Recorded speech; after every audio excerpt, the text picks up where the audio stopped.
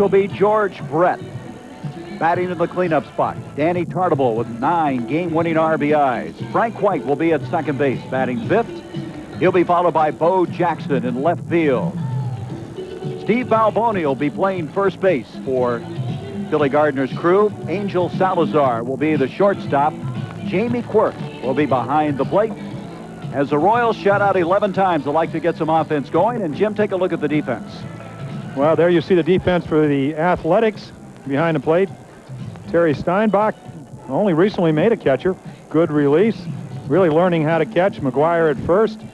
Former pitcher. Soft hands. Phillips, former shortstop at second. Griffin, who won a Gold Glove in 1985 playing shortstop. Carney Lansford, excellent third baseman. Canseco, better hitter in left field than he is a left fielder. Bologna, inexperienced play yesterday, diving for a ball in the second inning, going by him for a grand slam. And a guy in right field, Mike Davis, excellent outfielder. Good arm, good range, can go get him. Steve Olivares, he's the right-hander. He made his first start of his major league career on May 19th against the Yankees after 93 relief appearances. Has excellent stuff. In fact, I'm very surprised, Jim, in talking to the A's before the start of this game. They're really excited about this guy, and he's probably one of the most unknown pitchers in baseball they're excited right now. For the reason they're excited is because their starting pitching has been not up to snuff lately, and they are looking for Olivares.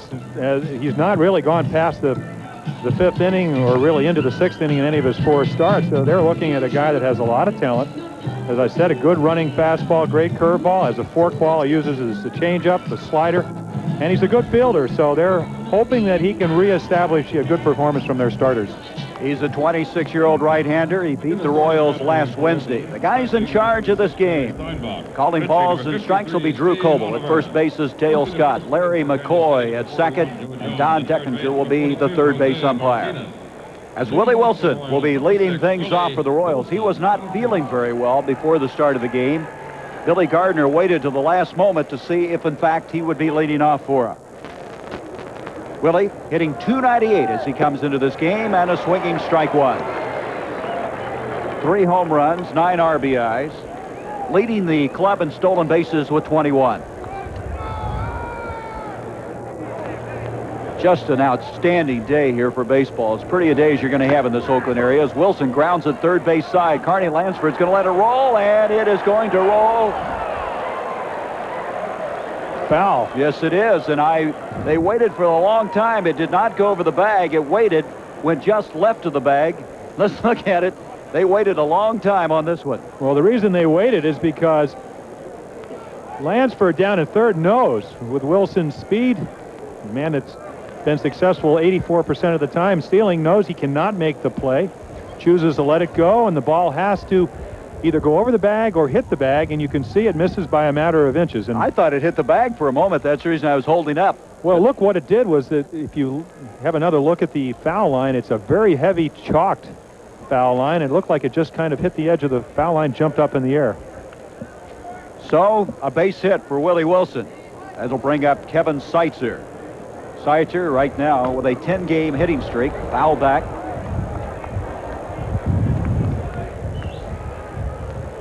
Take another look right there. The ball looks like it's going to hit the bag, and it just jumps up, hits the chalk line, and goes foul.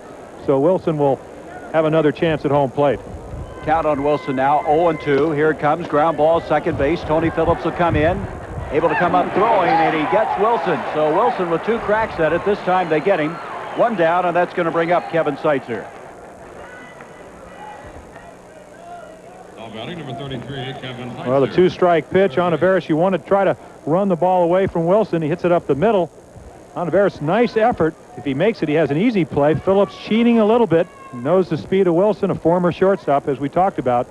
Comes in, makes a nice play. Knows he has to hurry and does. Tony Phillips with a good range at second base. He's taken over there after the A's traded Donnie Hill over the Chicago White Sox.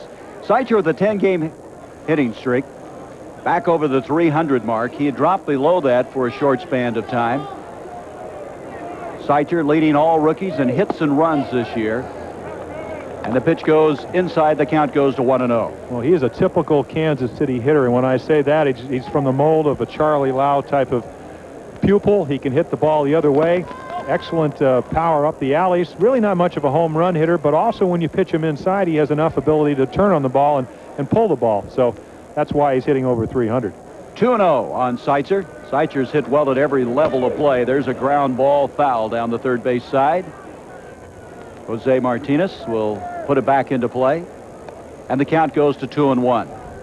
Seitzer playing third with Brett as the DH. A lot of talk, Jim, that he'll go to first base when Brett comes back into the lineup. Well, that's one thing he can do in this day of 24-man rosters. He can play the outfield, can play third, which is what he's going to do tonight, and also can help you out at first base. And situation here in Kansas City with Balboni coming off the back injury, you need somebody that can play a lot of positions, and Kevin fits the bill. Last year, in 28 games with Kansas City, hit .323. Ground ball, third base side. Lansford's got it. He'll go across the diamond, and there's 2 down. That'll bring up George Brett. Brett, since coming back from the disabled list, has been hitting .308. .324 for the year. A lot of talk that this guy was so discouraged by both rib and knee injuries that he was thinking about hanging it up. But talking to him today, that's a thought that's long such past. Well, he probably looked at his paycheck and saw the $1 million plus salary. No, I mean, George is such a gamer. He plays the game with such intensity that he's going to have injuries. But what's interesting, you can always get a rib injury because when you swing and maybe you don't warm up properly or cold weather early in the season, it's going to cause a problem. But when he came back and the next day hurts see a good fastball from Ontiveros, and that's something that we're going to see all night, or at least for 5 or 6 innings. When you hurt your knee on a routine play, when you've been out for 2 or 3 weeks, it does bother you, and that's the type of competitor that George Brett is. 1-1 the count now on Brett with 2 down now in the top half of the first inning. Ontiveros, the right-hander, misses inside, and the count goes to 2-1. I talked to George about his unfamiliar role as a DH. He said, you know, this is a pretty good position if you get a couple of hits early. You can sit back and relax and just concentrate on hitting. Of course, if you don't, you got to scuffle. You stop and think a lot about it, don't you? 2-2 on the swinging strike. Ontiveros really does not get a lot of ground balls usually, but thus far he's been able to erase the first 2 men. Wilson and Seitzer on ground balls. First to Phillips and to Carney Lansford. Pitch misses, and we're full now at 3-2. 3 balls, 2 strikes on Brett. Yesterday, the A's split with the Texas Rangers, winning the first game and then had a long second game, eventually dropping that one. Oakland has been a very good road team. They started out miserably this year, losing their first 5. They were 5-11 early and then started to kind of swing things around on one of their eastern swings. 3-2 pitch now to Brett. And that'll be fouled back. One thing about this part, Jim, when you pitch, anything that's hit foul, first or third base side, you better be alert. There's a lot of room here. Well, a lot of foul territory, and I always marveled when I pitched against the great Oakland clubs that you talked about in the opening, that teams that historically went to the playoffs and then, of course, won the World Championship in 72 and 73 and 74 is how well they did hit. He struck him out. So it's a 3-up and 3-down inning for Ontiveros, off very impressively.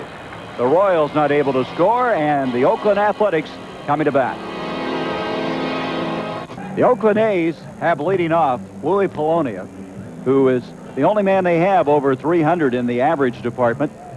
He plays in center field. Mike Davis having an outstanding year in right field. Carney Lansford will bat third. He's at third base. There's the rookie McGuire. I know you'll be anxious if you haven't seen him play. He'll be coming up. Followed by Canseco. Reggie Jackson will be the designated hitter. He's been hot as of late. Terry Steinbach will be the catcher. Tony Phillips will be at second base, and he'll be followed in the 9th position by Alfredo Griffin, the shortstop. You're looking at the Kansas City defense. Jamie Quirk will be catching. Former infielder, outfielder that went back to the minors, learned how to catch. Steve Balboni at first base. Perennial Gold Glover at second. Salazar at shortstop and Frank White. Salazar at shortstop. Kevin Seitzer, who we talked about at third. Bo Jackson, who after only 78 games struggled in left field last year, is much better. Willie Wilson, who can cover both alleys. And Danny Tartabull, Jose, his father, who I pitched against. Danny Tartabull in right field. Brett Saberhagen started the season with wins in each of his first 6 starts. Lost to Baltimore May 14th, and he now has won 6 consecutive starts again. As Polonia goes for the outside pitch, swinging strike one. Saberhagen is going after a record held by Rich Gale of 8 consecutive wins in 1980. 8 complete games thus far for Brett. He's tied for Bruce Hurst for the American League lead as Polonia fouls this one down the left field line. Well, as we said, nothing really that tricky. He had 4 pitches last year. He had the fastball that really was not that effective because of the arm injury. You look at the numbers, you can see, and the first thing that pops out to me is only 22 walks in 108 innings. And right now they're talking about the gold chain, I believe, that Brett is wearing. He changed his number. Used to be number 31. After last year, a year where 31 did not do him a lot of good on his back, he went back to his high school number 18, and he's 12-1. But just basically shelved the slider back to the curveball and a changeup, and it's done wonders for him. 0-2 pitch, misses outside, and the count goes to 1-2. And that's the key. You will be able to watch Jamie Quirk, the catcher, move. And when Saberhagen is right, and as we said, he came off a game where he did give up 5 runs, but they got him 10. He will throw the ball just about where Quirk moves to. Call strike 3. Polonia caught looking. 1 down, and that'll bring up Mike Davis. Polonia playing a lot because he injured Dwayne Murphy, who injured his knee way back on April 22nd. Well, he shelved the slider, and he went back to the curveball, a little bit up on top. Polonia thinks it's outside. It sure looked that way from here, but you have to understand, this is right now we're at, what, 5:19. It's twilight out here. It's tough for the hitters to see, and it's also tough for the umpires to see. I tell you, right field's tough right now, the sun field, as Davis comes up. Here's a guy that's quietly having the best year of his career as he fouls it back. You look at Mike Davis's numbers. He has 17 home runs. That's 4th in the American League. He's 3rd in slugging percentage. And he's been hitting .341 with runners in scoring position. You know why? He hasn't a lot been said about him. He's playing behind Mark McGwire, who's just having the kind of year that overshadows everyone. I had a nice talk with him at the, excuse me, Gary, I had a nice talk with him at the batting cage, and I said, well, I pitched against you when you were basically hit the ball the other way, get on, start a rally.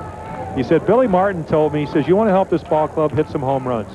Well, he's doing that. He had last year 19. He already has 17 this year. That was a career high a year ago.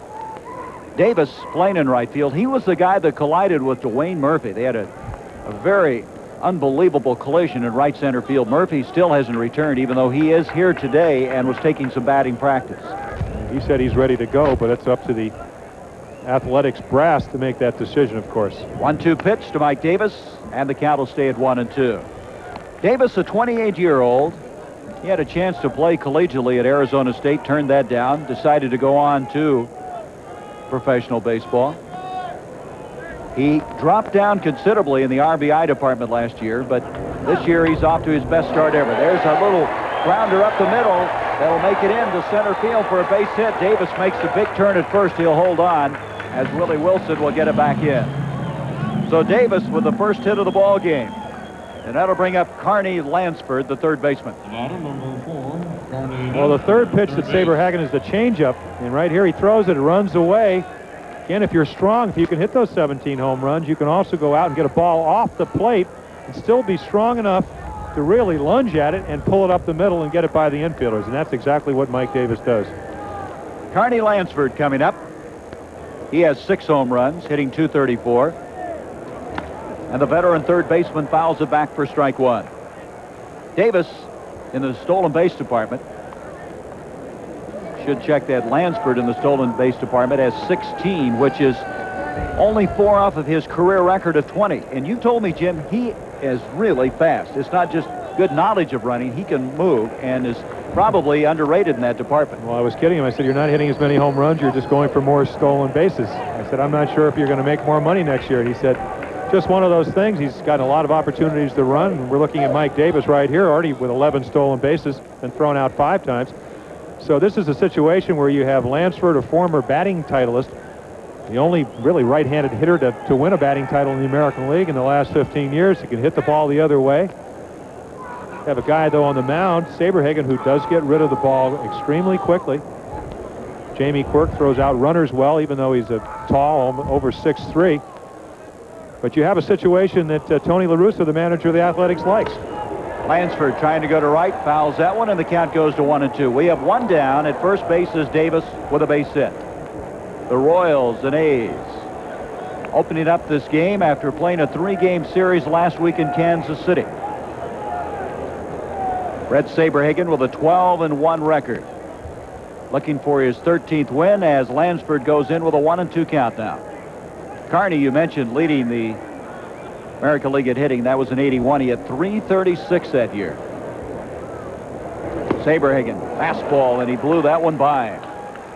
So the strikeout will bring up McGuire, the second strikeout for Brett Saberhagen, and what an exciting rookie this guy is. Mark McGuire leading all rookies in home runs with 22. He's only one off of the pace of George Bell, who has 23. He's tied with Eric Davis in the National League, the former USC standout. He had a home run in the first game of the doubleheader yesterday. And notice the compactness of his swing. Ground ball, third base side, fair ball, headed into the left field corner. Davis rounding second. He'll go to third, and going into second on the throw is McGuire.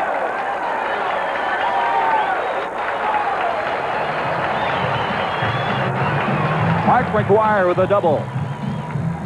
Again, another look at that short, compact swing. Fastball pretty much in the middle of the plate, but he's got a quick bat. That's how you hit 22 home runs, just gets on top of it. And then Kevin Seitzer takes over from there. I don't believe that he really thought he wasn't going to catch this ball. I think he thought he was going to get there in time. He knows McGuire is not that fleet of foot. Right there, he's going to go backhand it. Either doesn't see it, play he should have made, but he doesn't make it. Runners on second and third. So 2 hits in the inning. Jose Canseco coming up. The Rookie of the Year last year with 33 home runs, 117 RBIs. He's behind last year's pace. He had 15 home runs through the end of May last season. Comes into this game with 11. 2 runners on and 1 down. We're in the bottom of the first, no score thus far. Saberhagen in some trouble. Canseco grounds it foul, third base side. How'd you like to be Mike Davis that close to home plate, getting that lead at third? Which you don't have to get that jump with 2 outs, but that is entirely too close to home plate when Jose Canseco is hitting. How about Jim Lefebvre, the third base coach? He's got to be alive down there, too. 1 ball, 1 strike on Canseco. You talk about big men back-to-back. McGuire and Canseco, 6'5", 6'3". The pitch to Jose misses, and the count goes to 2-1.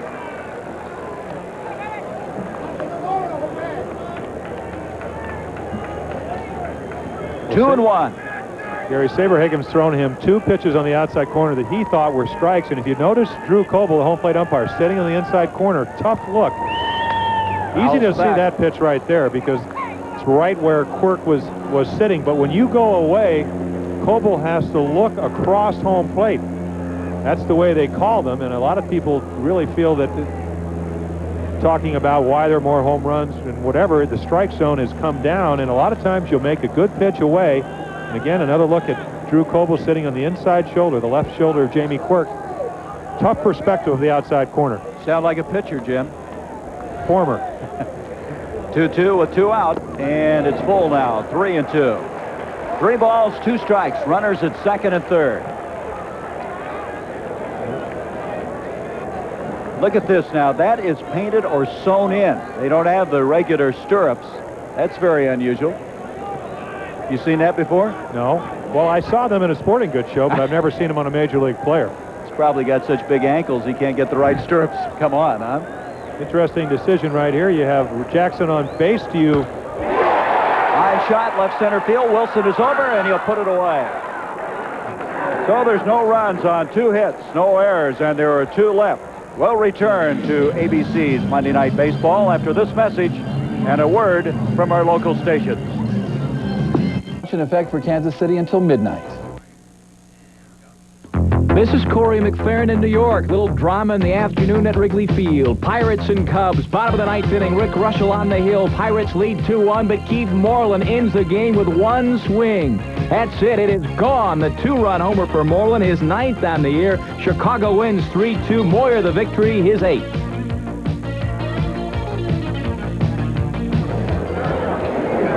So Keith Moreland starting to heat up after a slow start. Danny Tartable, the leadoff for the Royals here in the top of the second, and first ball hitting. Short left field, going back is Griffin, coming in Canseco, and it drops in, and Tartable's at second. And they almost throw the ball away as it comes back into the infield, and McGuire able to retrieve it there. So nobody could get to that one. Well, somebody could have gotten to it, but that's a classic example of never assume in baseball that somebody is going to catch the ball. Polonia broke back on the ball. He had trouble getting to it. Canseco assumed that he was going to catch it. Griffin assumed that one of the two other guys were going to catch it, and the ball fell for a double. So there's a routine out, and right there, Griffin's looking for help. Polonia knows he's not going to get to it because he broke back. And Canseco, who, as we said, is a better hitter than an outfielder, just doesn't get to it. He has improved defensively, however, as Frank White now comes up. White hitting .233, has an 8-game hitting streak coming into this ball game.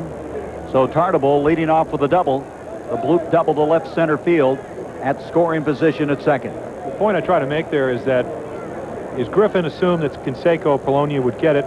Canseco assumed that Polonia would, and then the ball drops. And it's not a criticism to Jose because it would have been a tough play, but it is a play you try to run as hard as you can until you're called off, and that wasn't done. So Ontiveros giving up his first hit. Frank White, with thus far this year 6 home runs, coming off of 22 a year ago. If you look at him, from 1982 to present, he's hit 89 home runs. From 74 to 81, 48. So he has become a power hitter at second base since 1982 on. Little gust of wind there blowing the dirt around as White will stand back in. Bo Jackson on deck. Tartable at second. Nobody down. Top of the second. No score from the Oakland Alameda Coliseum. Swung through that one, and it's 1 strike.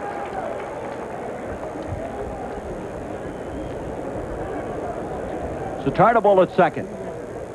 The Royals, who this year have been shut out 11 times, would like to get ahead early in this ball game.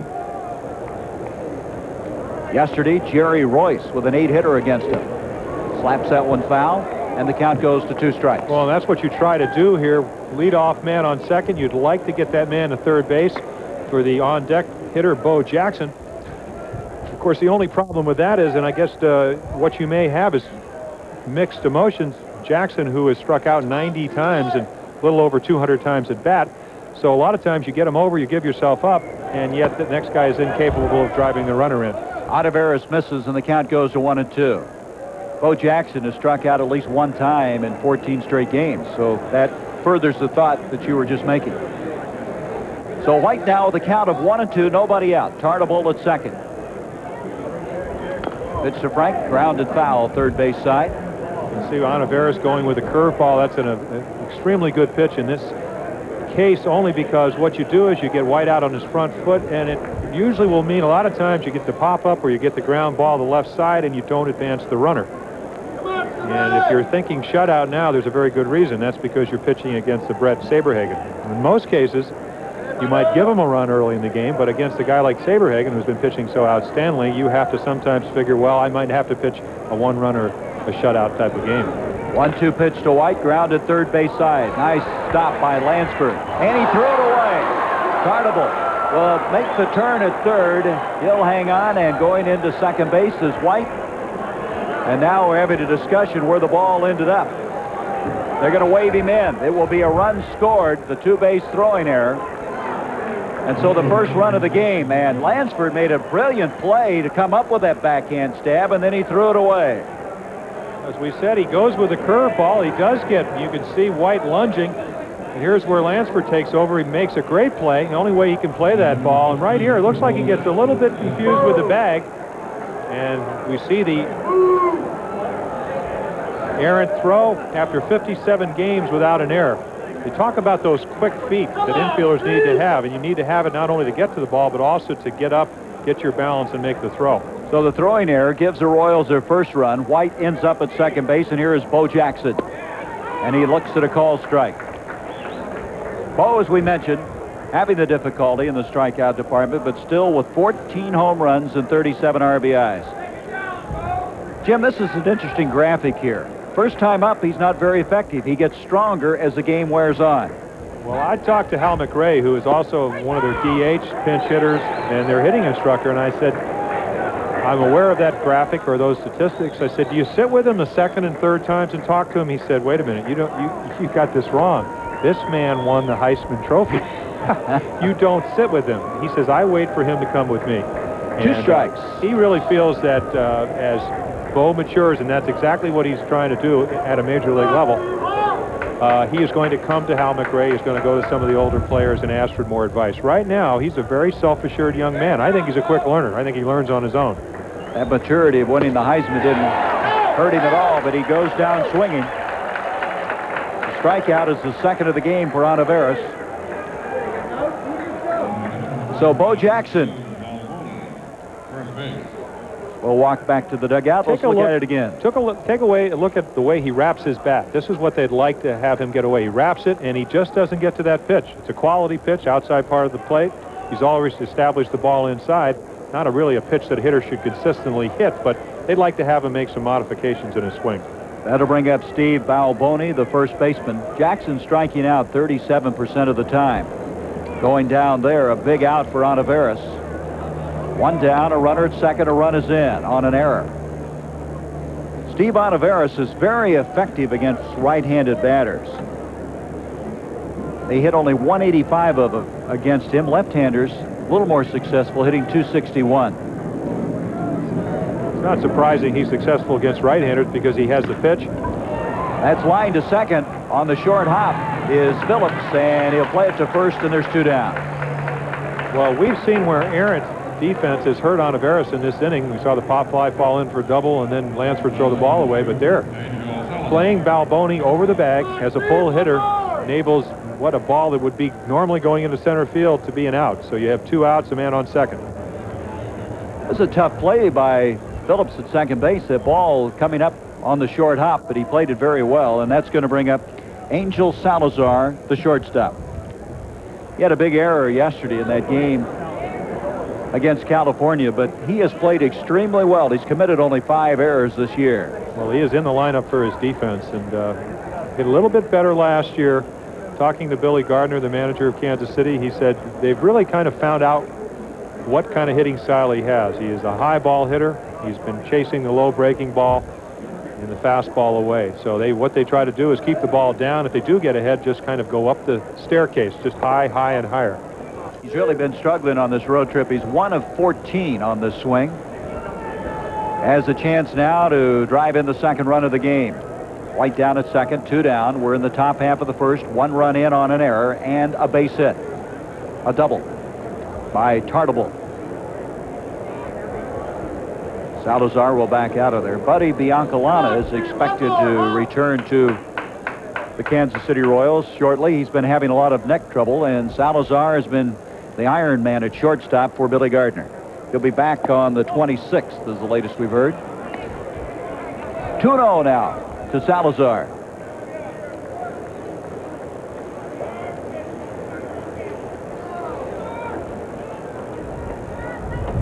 Ontiveros, who played collegiately at the University of Michigan for 3 years. Oz at the belt, and Salazar hits it straight away center field. Polonia back there. He has it gauged, and that'll retire the side. So there was 1 run on 1 hit. There was 1 error and 1 left. We go to the bottom of the second now. Kansas City leads it 1-0. Early start here in the West, so you have to eat your dinner, hot dogs, at the ballpark. 5 o'clock as you're going to look now what DHs do as they get ready for their time at bat, not playing in the field defensively. That's what happens. That's what you do when you're 41 years of age. As long as he doesn't ask the guy to his left, Joaquin Andujar, who's on the DL with a hamstring pull, how to stretch his hamstring. I think Reggie will be fine. Boy, this guy has really been tough on the Royals through the years. He's hit 37 home runs. That's the most of anybody. But look at this against Saberhagen. Of course, there's a lot of people against Saberhagen that have had a tough time. Right. They're taking off that chain, I believe, Jim. Well, you know what it is the sun is coming right over the roof here, and I'm sure there's a reflection. And, of course, I know Reggie. Reggie's a pretty good stat man. He probably knows. He may not know he's 1 for 26, but he knows it's 1 for something. And the numbers aren't good, and he wants every handicap he can have.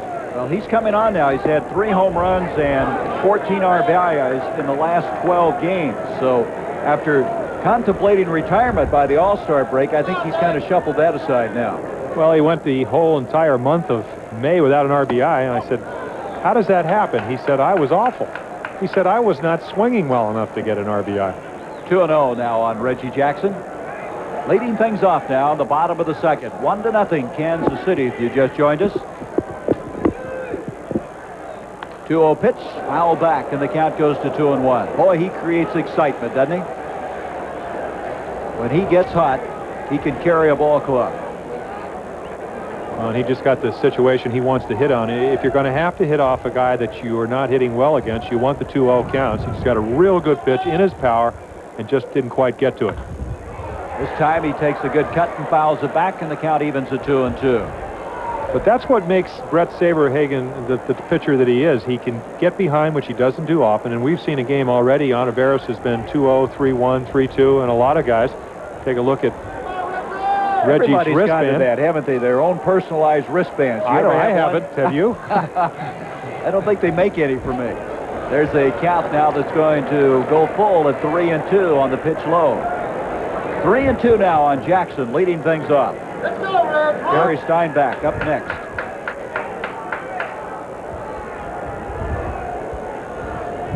Fly ball, center field. Wilson going back, and that ball is out of here, way back. Number 556 of his career, his 8th of the year.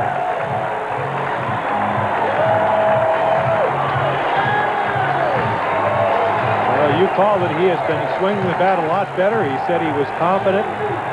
He gets Saberhagen 2-0, 2-2, 3-2. Let's take another look. 3-2 fastball, middle of the plate. You still got to hit it. It's over 90 miles per hour, and he does. Willie Wilson, Reggie knows right there. So did Willie Wilson in center field. Just watched it sail over his head into the bleachers.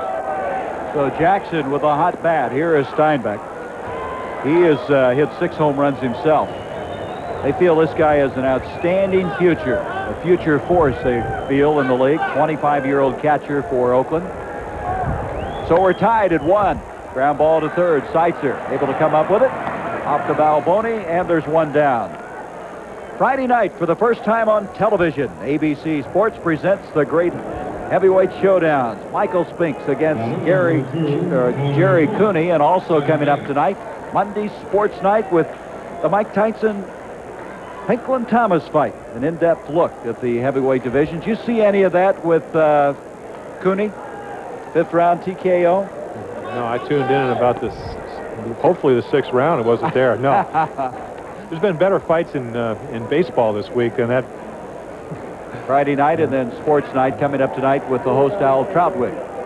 Get on the same page here as Tony Phillips at the plate, and the pitch misses outside, and the count now goes to 1-1. 1 ball, 1 strike, 1 out, and a run in on the home run by Reggie Jackson.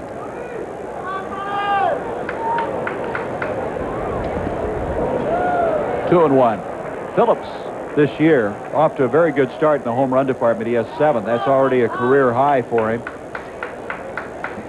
Well, natural right-handed hitter, hitting from the left side, has always been bothered by injuries. Broke his foot a couple of years ago, twice in one season. Last year, knee problems. Knee is bothering him again. He's had back spasms. But helps him defensively, and if he can get on, he's not a great base stealer, but he's a switch hitter that can give you a pretty good on-base average and help you defensively. 3-1, now 3-2 as Phillips swings through that one. Well, Tony's their second baseman. He and Donnie Hill used to battle at that position. They traded him over to the Chicago White Sox for Gene Nelson, who's a relief pitcher, and he's their guy. Fouls this one off, and the count stays full. Oh, what you're hoping if you're the Athletics management is that Phillips stays healthy. He's been playing. He's not healthy, but he's been playing. And then you need quality pitching, so you get a guy like Gene Nelson that can be a middle reliever or a starter if you need. So it's back again.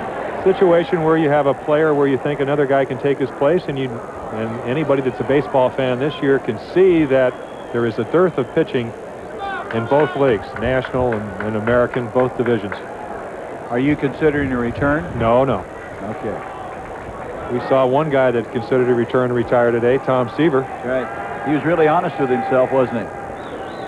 Well, I just don't think he was prepared for a comeback. I think what he let his heart maybe dictate more than his good judgment. And then I think he, at second thoughts, wasn't able to pitch up to his capabilities and his expectations.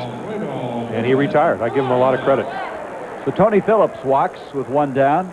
That'll bring up Griffin, the shortstop. Alfredo Griffin, who has 1 home run and 24 RBIs. Runner at first base. 1-1 our score. Reggie Jackson leading off this inning with a tremendous home run in center field. His 8th of the year as Saberhagen now checks a runner at first, and he threw that one right through Alfredo Griffin, and the count goes to 1 strike. Griffin this year had his streak ended of consecutive games. For 2.5 years, he did not miss a starting assignment. Then his father passed away in the Dominican Republic, went back for the funeral, then had some shoulder trouble, but back in the lineup, played second base yesterday for the first time since 1984. Strike 2 now, 0-2 to Griffin. Well, very durable player, as you said, 162 games, both 85 and 86. Won a Gold Glove, 85. Doesn't walk a whole lot. Walked 4 times one night in Baltimore this year. I was joking with him. I said, "You didn't walk; they walked you." Let's try to be more selective this year. Ground ball to short. Salazar will go to White. The relay to first, not in time. They get the lead man. Tony Phillips erased at second. Down at first on the fielder's choice is Griffin, and that'll bring up the top of the order.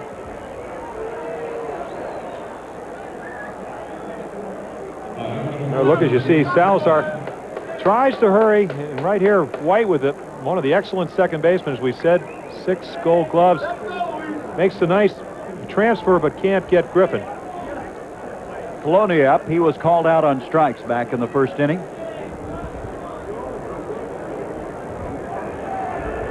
Leading off at first is Griffin. And there's a snap throw by Quirk rather, and he almost got him. Balboni putting the tag on, and that was very close. Jamie Quirk with a snap throw to Balboni. Gives him the old fake steal. Stumbles a little right now. He almost doesn't get back. Presence of mind to go to the outside of the bag, or he might have been out. Saberhagen, as you mentioned, is tough to run on. Fly ball, left field. Hustling over. Bo Jackson, it's over his head, up against the wall. Rounding third, and coming on his way home is Griffin. The throw, and he's safe at the plate.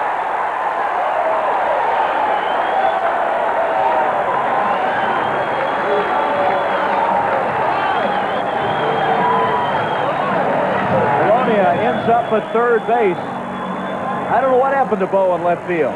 Well, the ball went farther than he thought. I don't know if it's inexperience, the fact that he has only really played about maybe 90, 100 ball games in professional baseball, but he goes across instead of back. The ball goes over his head.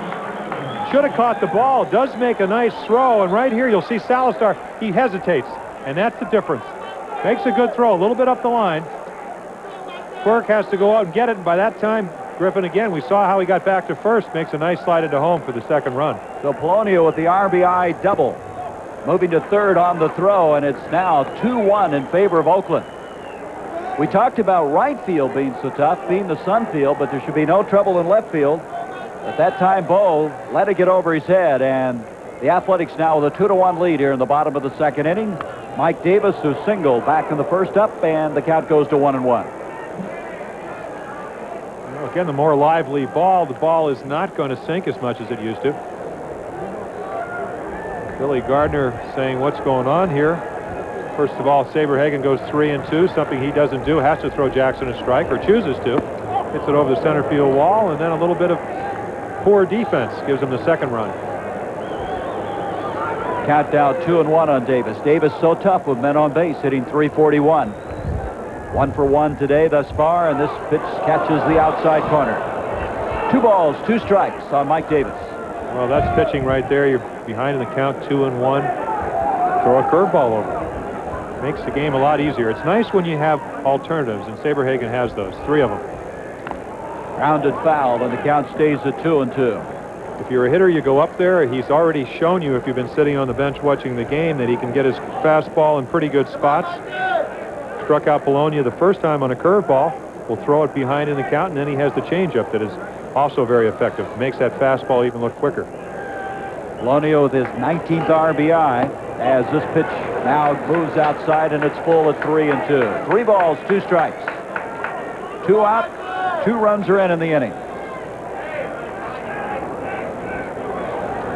So uncharacteristically, the 4th full count, 3-2 count from Saberhagen. Foul down, and the count stays full. Comes back with a curveball.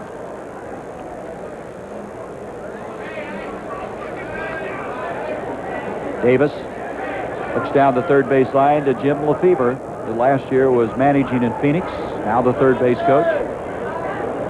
3-2 pitch by Saberhagen, and a fly ball right center field. Willie Wilson will have this one as he's under it, and he makes the catch.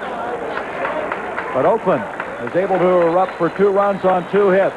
No errors. 1 left. We've played 2, and Oakland leads it 2-1. Blue Jays and Tigers. This is Corey McFerrin in New York. Bottom of the 4th inning, and what a year for Alan Trammell. Takes Jim Clancy deep. 12th home run on the year for Trammell. Gives the Tigers a 1-0 lead right now. Bottom of 4. It's 2-zip Detroit. Back to Gary. All right, Corey, looking ahead tonight, Monday Sports Night with Al Troutwig, focusing on Walter Payton, a brilliant running back of the Chicago Bears. Plus, I know everybody's been following this in the headlines, the political unrest in South Korea. How will it affect the Summer Olympics in '88? That's coming up tonight here on ABC. Jamie Quirk, the catcher, leading things off as we go to the top half of the 3rd inning. 2-1 Oakland. Reggie Jackson with a home run, the RBI double by Louis Polonia. The Royals scoring their run on an error. And the count now evens at 1 ball, 1 strike. Jamie Quirk was an outstanding high school quarterback. Notre Dame signed him, but he elected instead to go professionally into baseball. He and Brett came into the major leagues the same year. The catcher grounds it, foul, and the count goes to 1-2. Quirk, 2 home runs, 11 RBIs. What the Royals had hoped, Jim, was that Ed Hearn would be the starting catcher. They made that trade with the Mets, and now he's undergoing surgery for a rotator cuff injury, which is usually an injury pitchers suffer. Well, we've seen catchers, Mike Scioscia. There's strike 3. With the Dodgers. You see a good curveball, and we talked about that curveball. Again, Olivares with about 3 or 4 different pitches for the 3rd strikeout. Establishes the fastball, drops that curveball. But going back to shoulder injuries, catchers, because of having to throw so in unbalanced situations, a lot of times they make those quick snap throws, and we saw Mike Scioscia did not have surgery, came back after missing most of 1 year with a rehabilitation program. Hearn, though, is going to have an operation. And when you trade a quality young pitcher like David Cohn, you hope to have a guy that's going to be a stalwart behind the home plate. Olivares with his 3rd strikeout, erasing Quirk. Willie Wilson up. He grounded out the first time, and he grounds this one foul down the first base line. 1-1 the count. Take a look at Carney Lansford as he gets ready as Olivares, looking at a pitch ago. The low profile, legs spread. Contrary to most infielders, you see him getting their feet close together up on the balls of their feet. He is on the balls of his feet, but his legs are very wide. And ooh, hit back to the mound. Olivares deflects off him. Lansford to first. They got him anyway. Olivares, it's a pretty good shot that time. They'll score that one 1-5-3, erasing Wilson. And there's 2 down. You ought to be in the NHL. Kick save right here. You can't get it with your glove. Try some of the other part of your body. And again, right to Lansford. And he knows he has to hurry, and he does. Boy, does Wilson make the play close. Lansford, after committing that error, comes up with a fine defensive effort there. You're talking about Lansford. You were probably spoiled by Brooks Robinson, who used to kind of stand on his tiptoes down there at third. As Seitzer looks at a called strike. Probably spoiled. Only 18 gold gloves.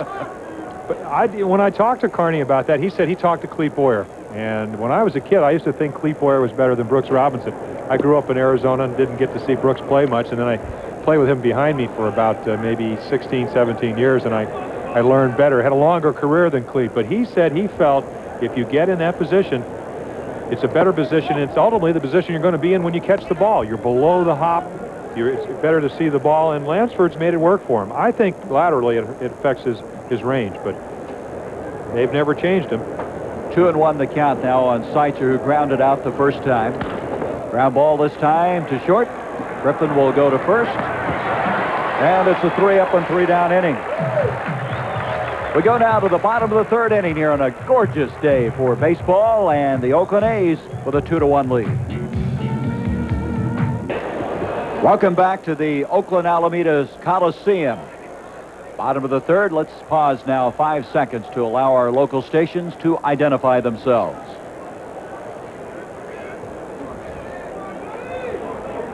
KMBC TV, Channel 9, Kansas City, Missouri. Have you with us as Carney Lansford will lead things off at the bottom of the third inning. He struck out back in the first. He'll be followed by Mark McGuire and Jose Canseco. Saberhagen has it grounded very high. Seitzer's going to have to hurry, and he got him. That ball up there a long time. Seitzer showing a good arm. That's going to bring up Mark McGuire, the rookie from USC. We talked about the adjustment he's had to make to the major leagues. I think the transition was for myself to get used to the wooden bat. I think that was a big thing. I had a big adjustment period in '85 down in Modesto. But then again, getting the opportunity to play on everyday bases up here in the big leagues has also been a great help. I mean, that's the only thing I can ask for is for any rookie to play on everyday bases, really show what he can do. Can you imagine if he had an aluminum bat, he'd be lethal, wouldn't he? Well, he was. But I mean now, college, with the way he hits the ball, he's gotten bigger and stronger. Can you imagine since then. the ball that's more lively, and everybody that I've talked to, and I'm talking about the Bob Watsons, the guys that are like the batting instructor here in Oakland, that know what they're talking about. Fly ball, right field line, and that one will be into the stands. Count goes to 2 balls and a strike. 1 down. We're in the bottom of the third. 2-1. Oakland leading Kansas City. Very uncharacteristically, Brett Saberhagen has been behind for the 13 batters. 2-2 now. 9 times, so he's only been ahead 4 times, and he really makes his living being ahead of the hitters. It gives you a lot more options. Of course, if you're a hitter, you love these situations. We saw what Reggie Jackson did. Jackson, a tremendous home run into center field in the previous inning. And the pitch just misses, and it's full now, 3-2. So for the 5th time, we see a 3-2 count. This is not the way you want to pitch to the McGuires and the Jacksons and the Cansecos. You want to get ahead of them. You want them to swing at balls. 3-2, and he fouls it back. Boy, he wanted that one. McGuire, if you're wondering how big he is, they list him at 6'5", 220 pounds. You know, a lot of big guys, and we talked about the short stroke. It's very compact. Tony La Russa, the manager of the Athletics, was talking about the fact that you can get him out up and in, and the next time you go there, he'll homer. Or you can get him out with a breaking ball away, and then he'll look for it. He walked it. McGuire will go down to first with 1 down. Second walk of the game now, and this guy, Saberhagen, his career has only given up 1.69 bases on balls per game, so he's above that already.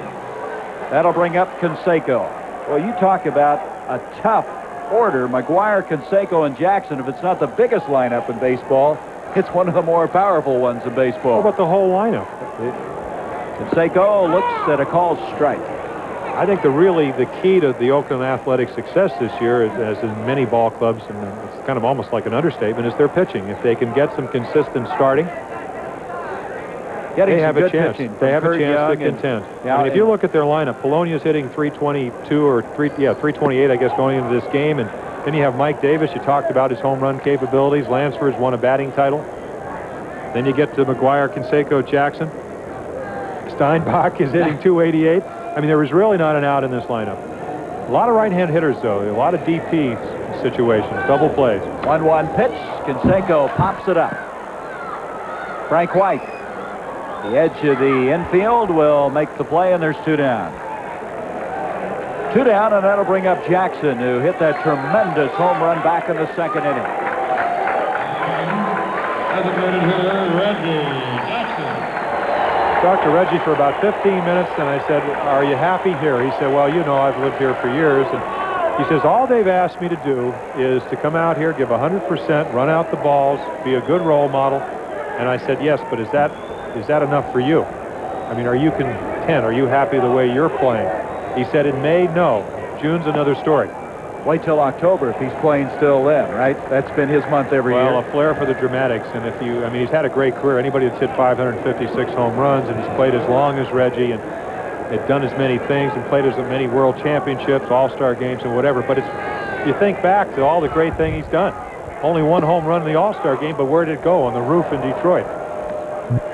1-1 the count. 10 home runs in World Series, 3 in one game. I mean, that's got to be one of the more dramatic games in World Series history. He's hit .357, 10 home runs and 24 RBIs in 5 World Series. To show you the numbers he's strung together. 1-1 with 2 down, and there's a fly ball center field, not hit as deep this time. Wilson will come in. He'll make the catch, and we've come through 3 innings. No runs, no hits. There's a runner left. We go to the top of the 4th. Oakland by 1. ABC's Monday Night Baseball is being brought to you by Coors, the beer with a difference worth tasting. Coors is the one. We played 3 here at the Oakland Alameda Coliseum. The A's lead it 2-1. A's 2 runs on 4 hits. The Royals, they're 1 run on 1 hit. The error scoring Danny Tartabull back in the 2nd inning, and here comes George Brett. Brett is 0 for 7 against Ontiveros. Career-wise, Tony La Russa, who took over this ball club last year, replacing Jackie Moore, who's now coaching in Montreal. 1 ball, no strikes to Brett. Brett, since being hurt, has always come back strong. Career-wise, after injury, he's hit .332. Hitting .308 this year since returning, and this ball hit the center field. Polonia has it gauged, and there's going to be 1 out. 1 down in the top of the 4th. Seattle, who's above the 500 mark, one of the surprising clubs, leading the White Sox. California leading Texas 1-0 in the 2nd. Detroit 2-0 over Toronto. Baltimore, boy, they've been struggling, haven't they, Jim? Well, but their only chance, really, for success is when Mike Boddicker pitching. He's pitching tonight, leading 2-0. Going in the 6th inning. Of course, it's a 9-inning game, as we all know, at least most times, unless it rains or we have a delay.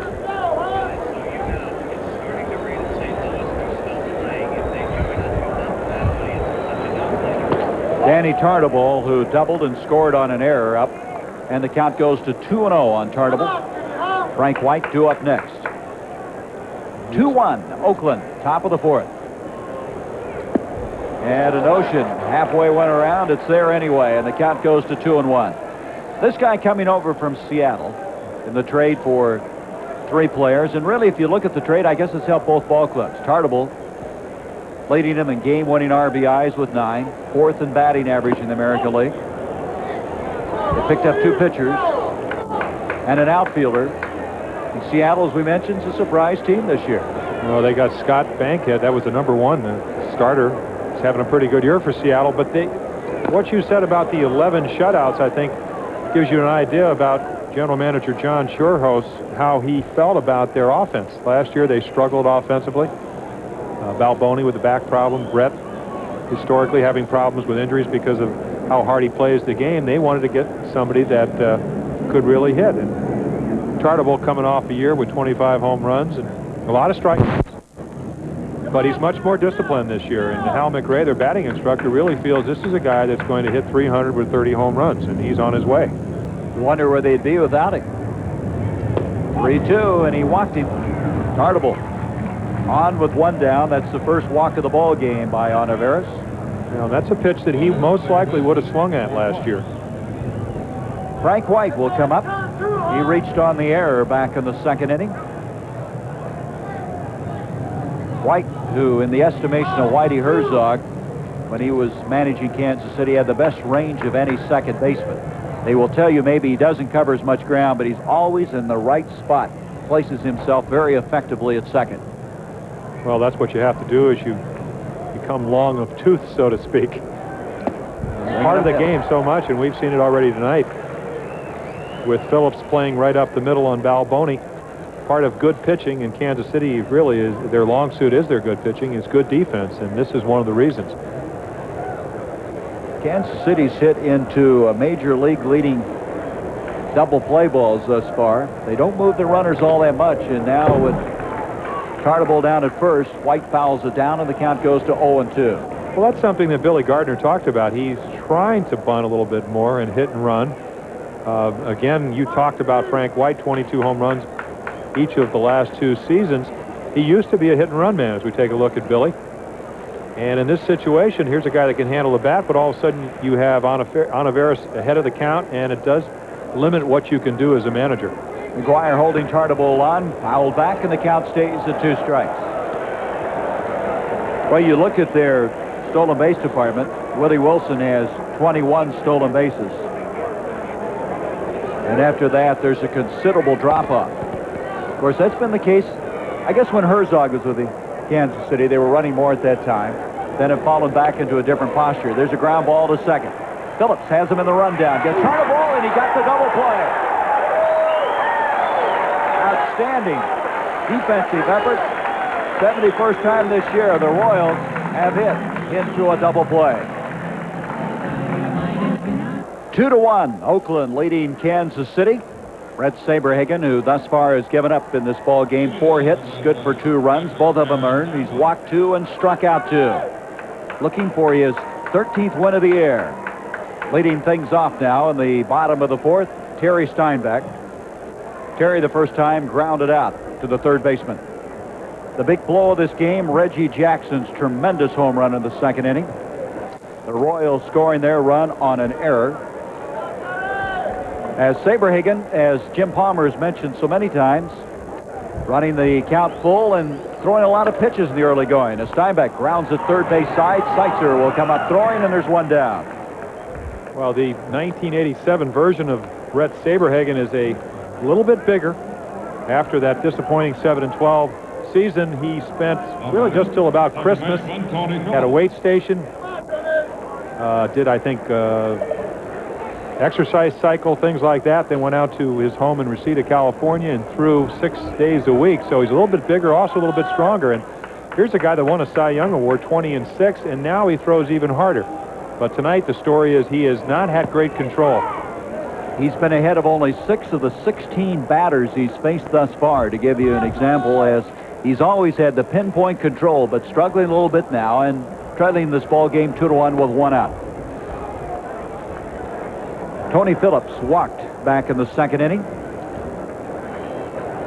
Phillips will be followed by Griffin, the shortstop. Beautiful day here, raining in St. Louis, but you could not ask for better weather than we have here. In fact, even the natives of this area couldn't believe how good the weather is. The elevator operator was complaining about how when the Athletics come home, the weather gets bad, but today he couldn't fool me. I said, you've been in this elevator too long.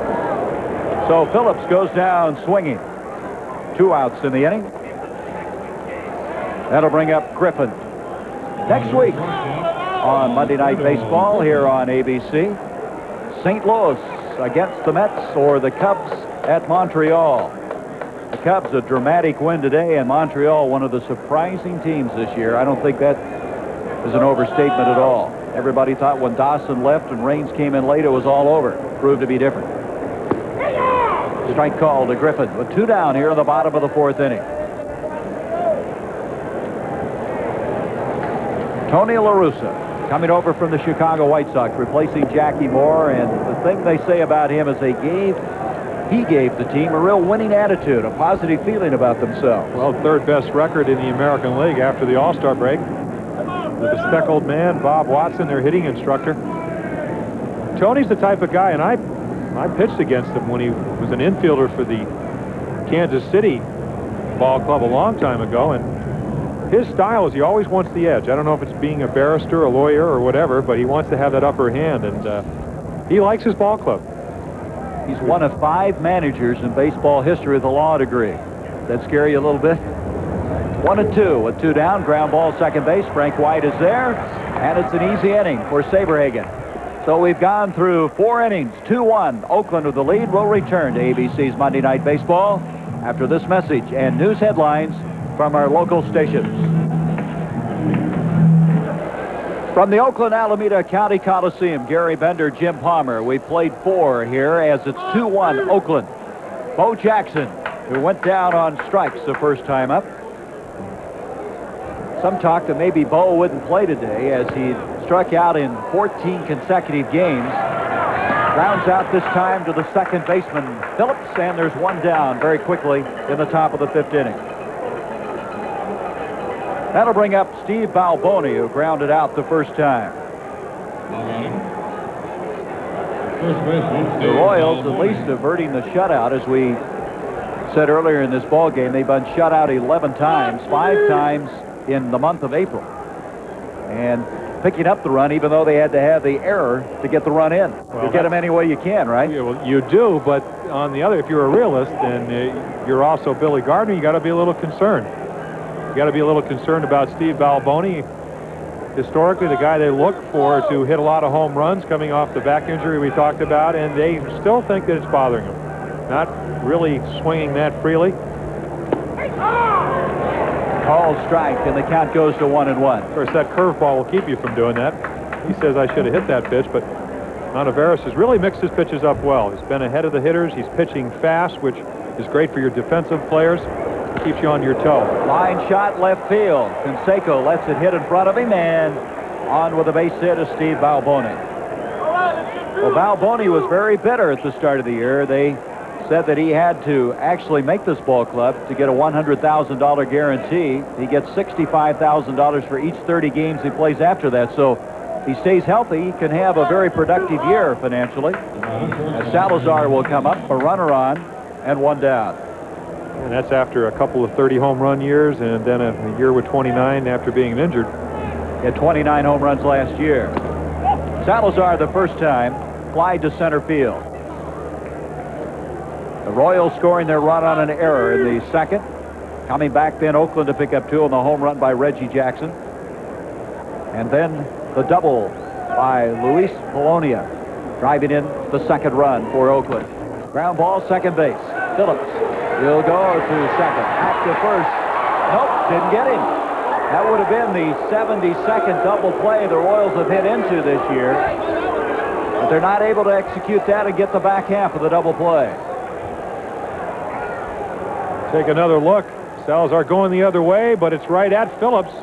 Here's Griffin. You'll see how quickly he gets rid of the ball. Tags it with the base with his right foot. He looked out to me. Then again, I'm not umpiring. Tell you, when Balboni at 245 pounds is in the base paths, you better get out of there, and you could see he did a very good job of that. But there's still just 2 down, and that'll bring up Quirk, the catcher. You're not really worried about him getting to the base. He's more or less at that size an obstruction. Look at this again, Jim. You thought he was out, huh? I thought he's out by about a half a step. Well, I think you're right.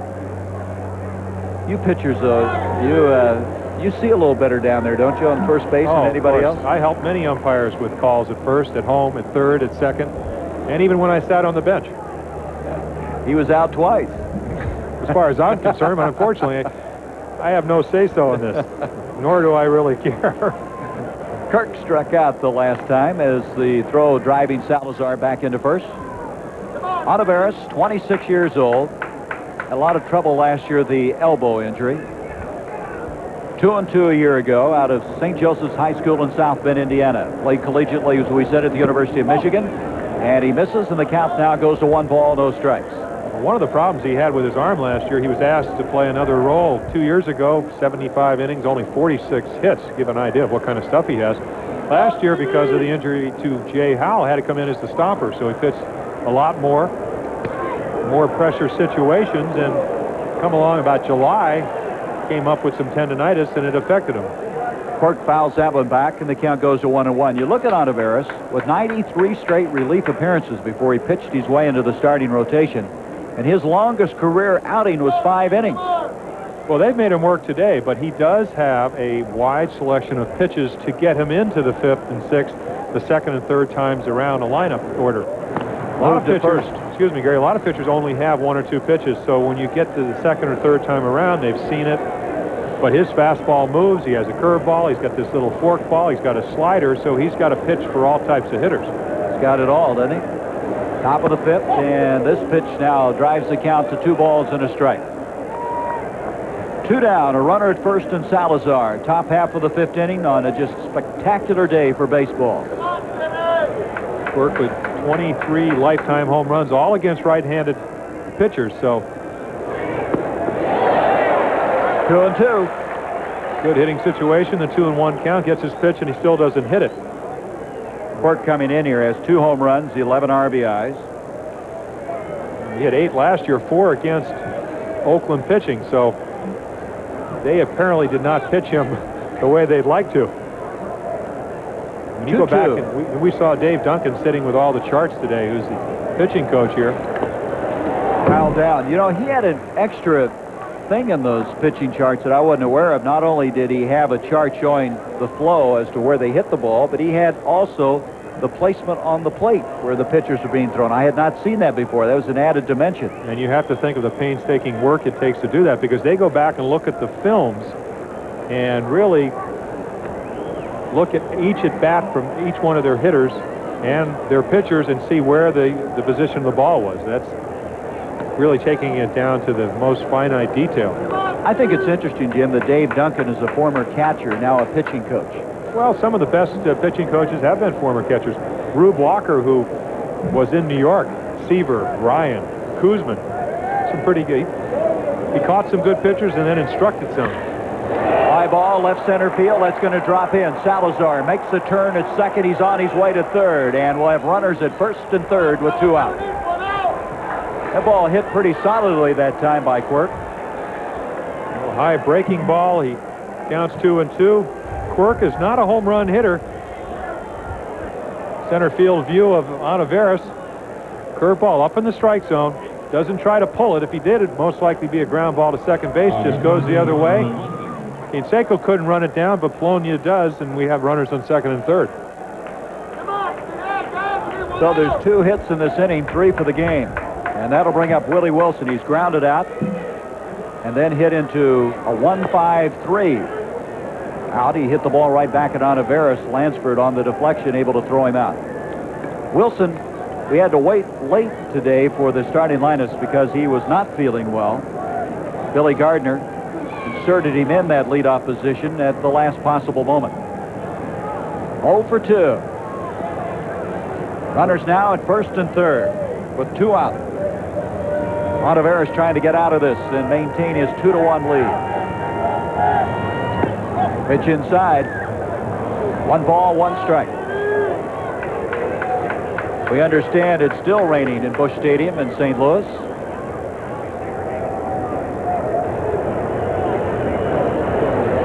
So people getting a chance to see the winningest pitcher in baseball here, Brett Saberhagen, trying to win number 13. There's a grounder over the mound. Olivares is there, and he'll go to first, and that retires the side.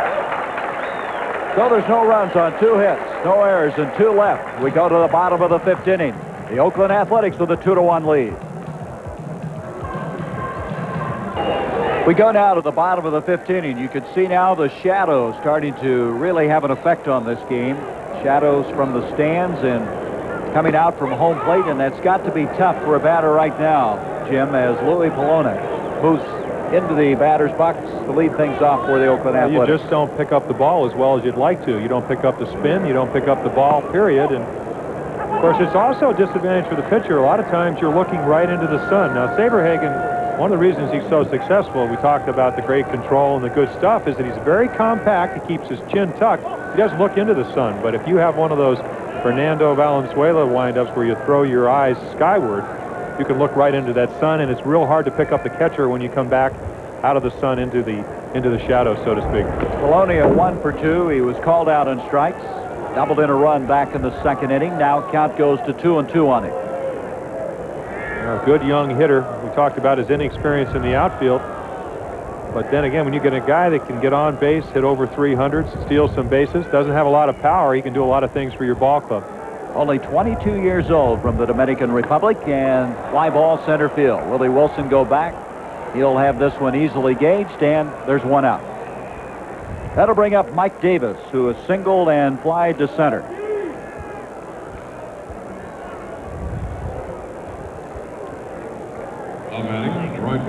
This is, you know, you hear a lot about Bell with 23, McGuire with 22, Barfield, but what about Mike Davis with 17? That's 2 off of his career high. He's just kind of been following in the footsteps of McGuire, who's gotten most of the ink. He had a slogan this year. He said, "I'm looking to heaven in '87," meaning he's looking for his best season, and thus far it's going to be that. Well, just missed a 3-run home run last time. Took a hanging curveball and got under it. Flew out to right field instead of just really hitting the ball with a lot of authority. 1 ball, 1 strike on Davis. Davis just turned 28 on June 11th. The thing that probably people in Kansas City remember, in that last game in Royal Stadium, he threw out Tartable at home. He's got the great arm, and he was trying to score from second on a Bo Jackson single to win the ball game, and Davis cut him down.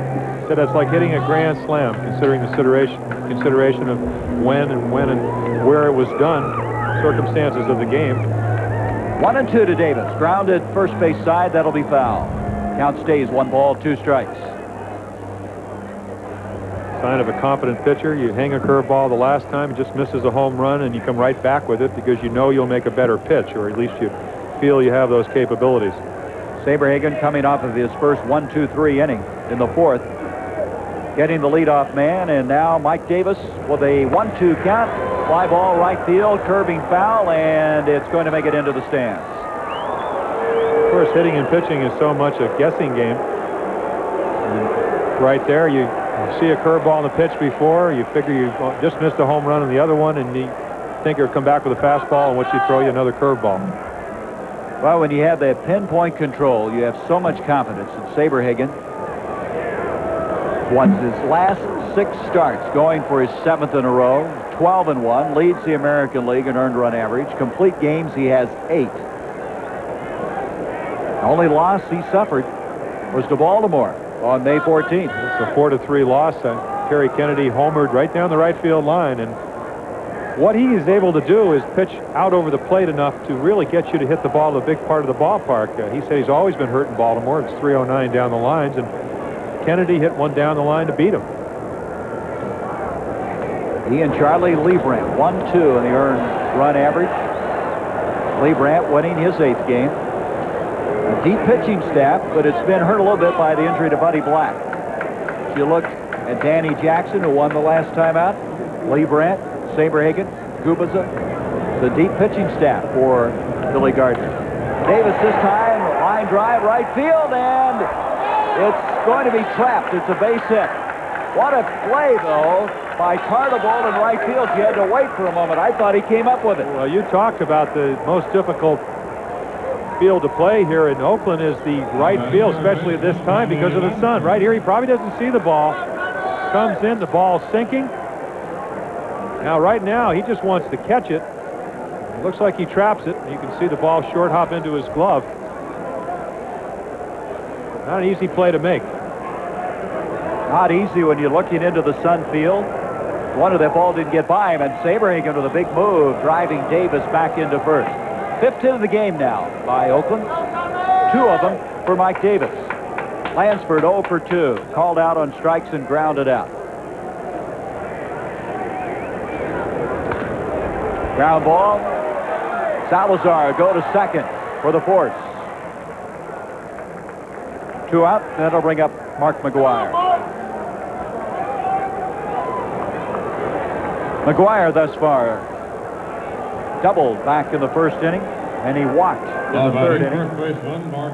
McGuire coming in here with the 22 home runs, the 46 RBIs. Interestingly enough, they've called McGuire Mark Solo because 16 of those 22 have been hit with nobody on base.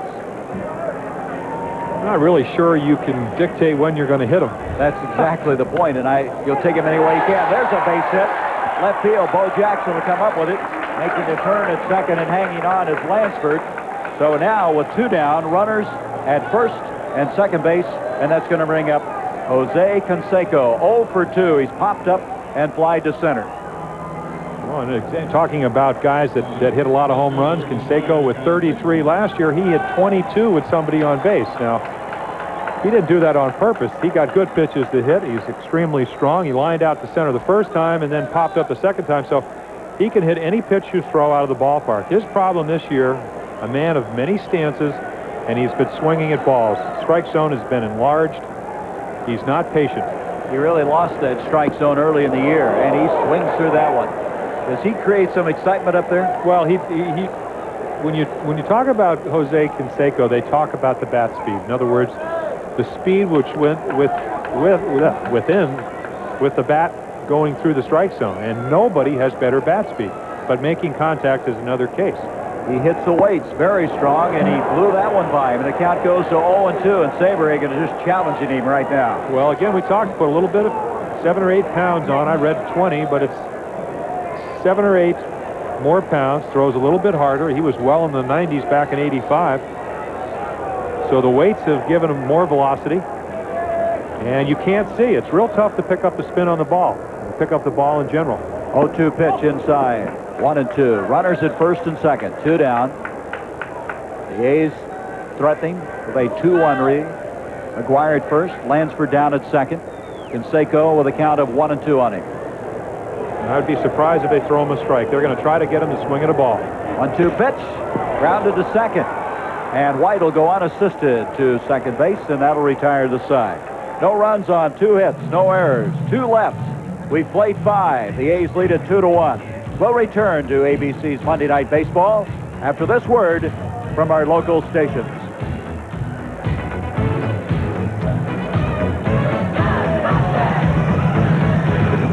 Yankees continue their mastery over the Orioles. Corey McFerrin in New York. 7th inning, Yankees have just tied it up at 3. Then Willie Randolph, bases jammed, the rip to left field. It's in for the base hit.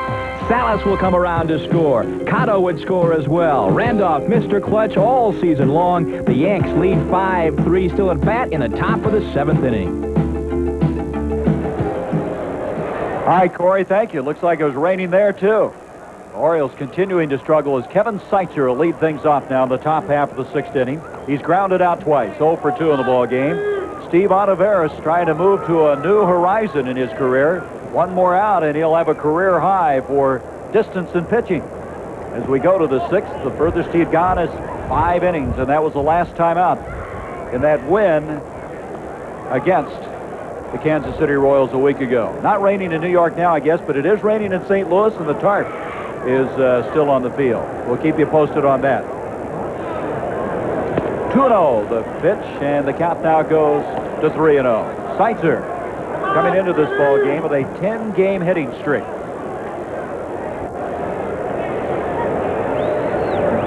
Well, you talk about Rookie of the Year. It could come from one of these 2 clubs. McGuire, Seitzer, Bo Jackson. A lot of young talent on these 2 clubs. Well, Seitzer is just doing an everyday job.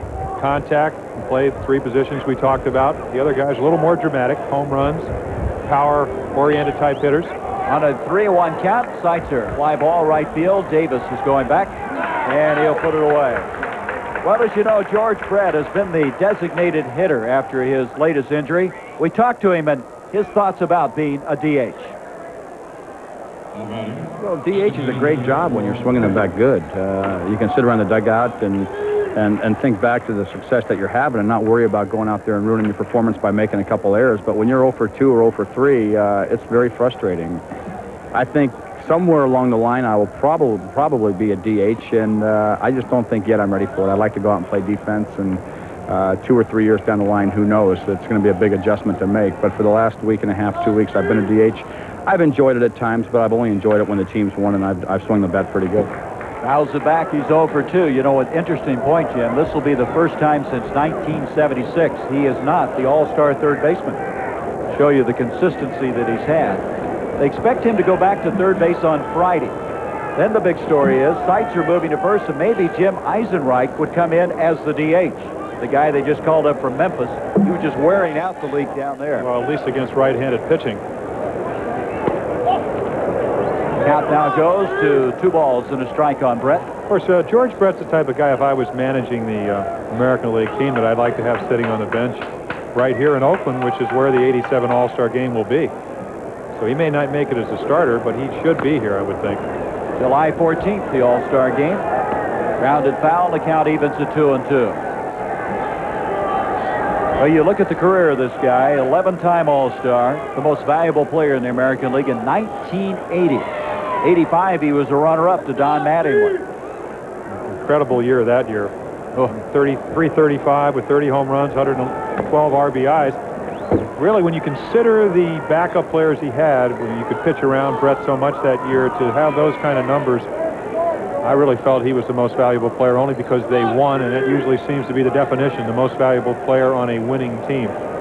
All the way to the World Series and then a victory in 7 games. George has missed 45 games this year due to rib and knee problems. He's still wearing the brace on the knee. I understand the brace on the knee, as the count now goes to full at 3-2, is like the linemen wear in football. It's got the metal braces on both sides to keep that knee from collapsing. You can see the right knee heavily wrapped.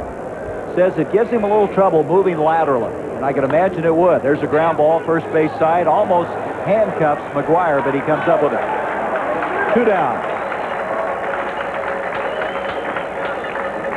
Again, the same problems that you have in right field, you have at first base, and that's a ball that he chose to play on the short hop and was able to do it. Looking ahead tonight on Monday Sports Night without Troutwig, Sweetness. Walter Payton will be his guest. Also, they talk about the unrest in South Korea. I don't know if you've been following that, Jim, but it's kind of scary right now, and you're going to talk about how it might affect the Summer Olympics of 1988. Well, I have been following it. The article in the paper today, they're going to wait 3 months and see if there's really going to be an Olympic in Seoul, South Korea, I suppose. What is it? L.A. has offered to be the alternate side, as I understand. Here is Danny Tartabull and also Berlin. Are they in the picture for that as well? I tell you, the top 3 in the Kansas City batting order has been shut down by Olivares. They're 0 for 9. 2 down here, and Tartabull, who doubled, then scored on an error, and then walked back in the 4th inning, is up. One thing about Tartabull, there was some talk that he had a bad attitude playing with the Seattle Mariners a year ago. That has not been in evidence with Kansas City. They feel he's worked hard to become a better defensive outfielder. And you hate to think what the Royals would be without him. 9 game-winning RBIs, 4th in the American League in batting. Well, he was a shortstop, and came up and in his first year in the major leagues played right field. It's a lot easier to have a better attitude in Kansas City, at least last year, considering the way Seattle played. You're a new manager, turmoil. 3-1 pitch, and he walked him. So Tartabull, second walk of the game by Olivares. Tartabull will go down to first with 2 down, and that'll bring up Frank White, who reached on an error and grounded out. What are you trying to say? When you're winning, your attitude improves? It can make it a little more enjoyable coming to the ballpark. Both of the walks have been to Tartabull. Now, Drew Coble, we talked about how hard it is to see at home plate. Here, a 3-1 pitch. And right here, Steinbach moves out. And we see the running fastball. He reaches for it, can't get it, and right in the mask. And you thought it was easy to be an umpire. Yeah, right. He's going, come on. Boy, if that had hit him a little bit higher, that would have been a very serious situation. But it caught that chest protector, but it catch you in the Adam's apple, and boy, that'll take you down in a hurry. So Drew Coble, a lot of times taking it off. Not a lot of times, but you see that done occasionally when you're not happy with the umpire's performance. Just let one go. He'll get the message. But would you like to name somebody that's done that? No, never. Okay. White 0 for 2. 2 down, runner at first base, and a check swing, foul ball. Olivares in the 6th inning. This is the farthest he's ever gone. I think it's amazing that there's not a lot known about Olivares, and yet when I talked to the A's, and especially the pitching coach Dave Duncan, they just had nothing to say but good things about this guy. 26-year-old right-hander. He was good in '85. He had 8 saves that year, and then last year went 2-2, but the elbow problems really shelved him from July 23rd until about the end of the season. Foul back, And it's 2 strikes now on Frank White. But Olivares, they would love to see him come around because Joaquin Andujar, they don't know when he's going to come back. He has all kinds of problems with a hamstring. Well, I talked to Joaquin. He'd like to pitch on Sunday. And of course, his problem has been is that he comes off one injury and goes on, with a groin pull. Then he has the hamstring problem, and he has been an infrequent starter for him. And he's the type of guy they need to give him a lot of innings. Last year, in fact, his strength in St. Louis was right around 270 innings every year. That's why they traded for him. Runners going to second, and in easily, the ball skips into center field, getting up and heading into third. So the Royals now with Tartabull at third base with 2 down, a stolen base. And that is his first stolen base of the year, Jim. Well, he stole 4 last year, and they picked a good pitch, a curveball. Steinbach does not have a good arm, but it's accurate, quick release. Throw is right into the runner. He gets an error on a pretty good throw. Considering the type of pitch, takes a little bit longer to get to home plate. Again, this is the aggressiveness. When you've been shot out 11 times, you got to take some chances. You wouldn't mind having Frank White leading off, even if Tartabull's thrown out. Now you have a runner on third and 2 outs. Takes the curveball away from Olivares. So a stolen base, a throwing error on the catcher, Steinbach. You'll be pretty careful about throwing that curveball. When a guy on second, you throw it in the dirt, it doesn't make much difference. 1-2 pitch grounded down into the dirt. The count stays at 1-2. Of course, he comes right back with a curveball. But then again, that's the... I think it got the umpire again, didn't it? Take another look. A good curveball. He swings down right in the chest protector. It's worn underneath that umpire's shirt. Contrast to the way they used to have that big bubble protector. Drew Coble, kind of a marked man. Here's White. Ground ball to short. Griffin will go to first. They get out of the inning. No runs, no hits, 1 error, 1 left. Oakland A's maintain that 2-1 lead, and one of the reasons for the lead is this man, Reggie Jackson. Reggie Jackson back in the 2nd inning. Hit his 8th home run of the year, the 556th of his career, 38th against the Royals, and he got every bit of it. And he started that home run trot the moment he stepped away from home plate. Well, when you hit a ball about 440 feet on the line to dead center, you can start the trot early. So Jackson with the home run, and then the RBI double by Louis Polonia. That's how they scored the 2 runs. Again, the Royals scoring their run on an error back in the 2nd after Tartabull had doubled to get on. Saberhagen thus far has gone 5 innings, given up 6 hits, 2 runs, both earned, walked 2 and struck out 3. Hit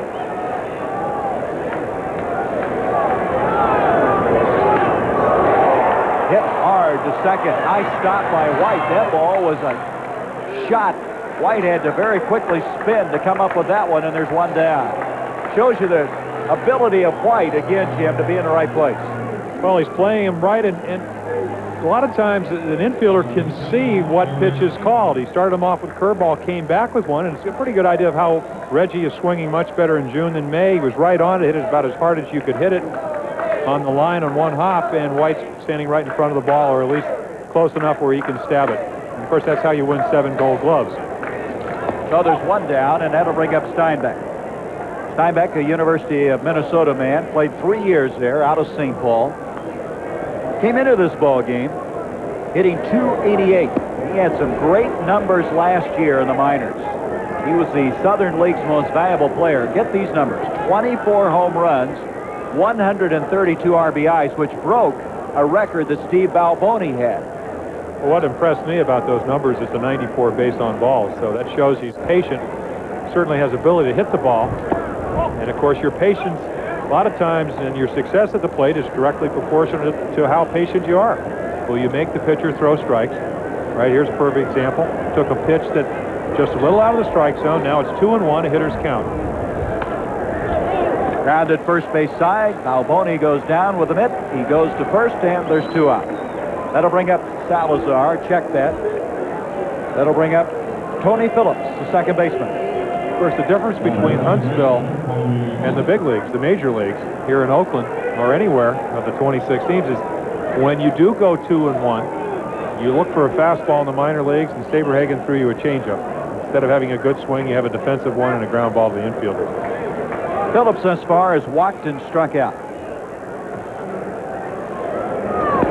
Saberhagen starts him out with a strike. We're in the bottom of the 6th inning. 2-1. The A's scoring their 2 runs in the 2nd.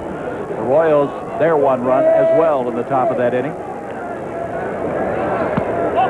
Saberhagen misses outside, and the count goes to 1-1. Also seeing why Saberhagen is 12-1. He started out poorly, only ahead of 5 out of 15 hitters. Out of the last 10, now he's been ahead of 8 of them. So a lot of times to get the good pitchers, you have to get them early. They try to make the warm-up mounds the same as the regular mound, but they don't always do that. You come in, you don't know how you're throwing. You don't acclimate yourself. It seems like he's gotten back into gear. 1-2 pitch to Phillips. And the count evens at 2-2. Phillips beat the Royals a week ago, the 2-run home run with 1 out of the 9th inning.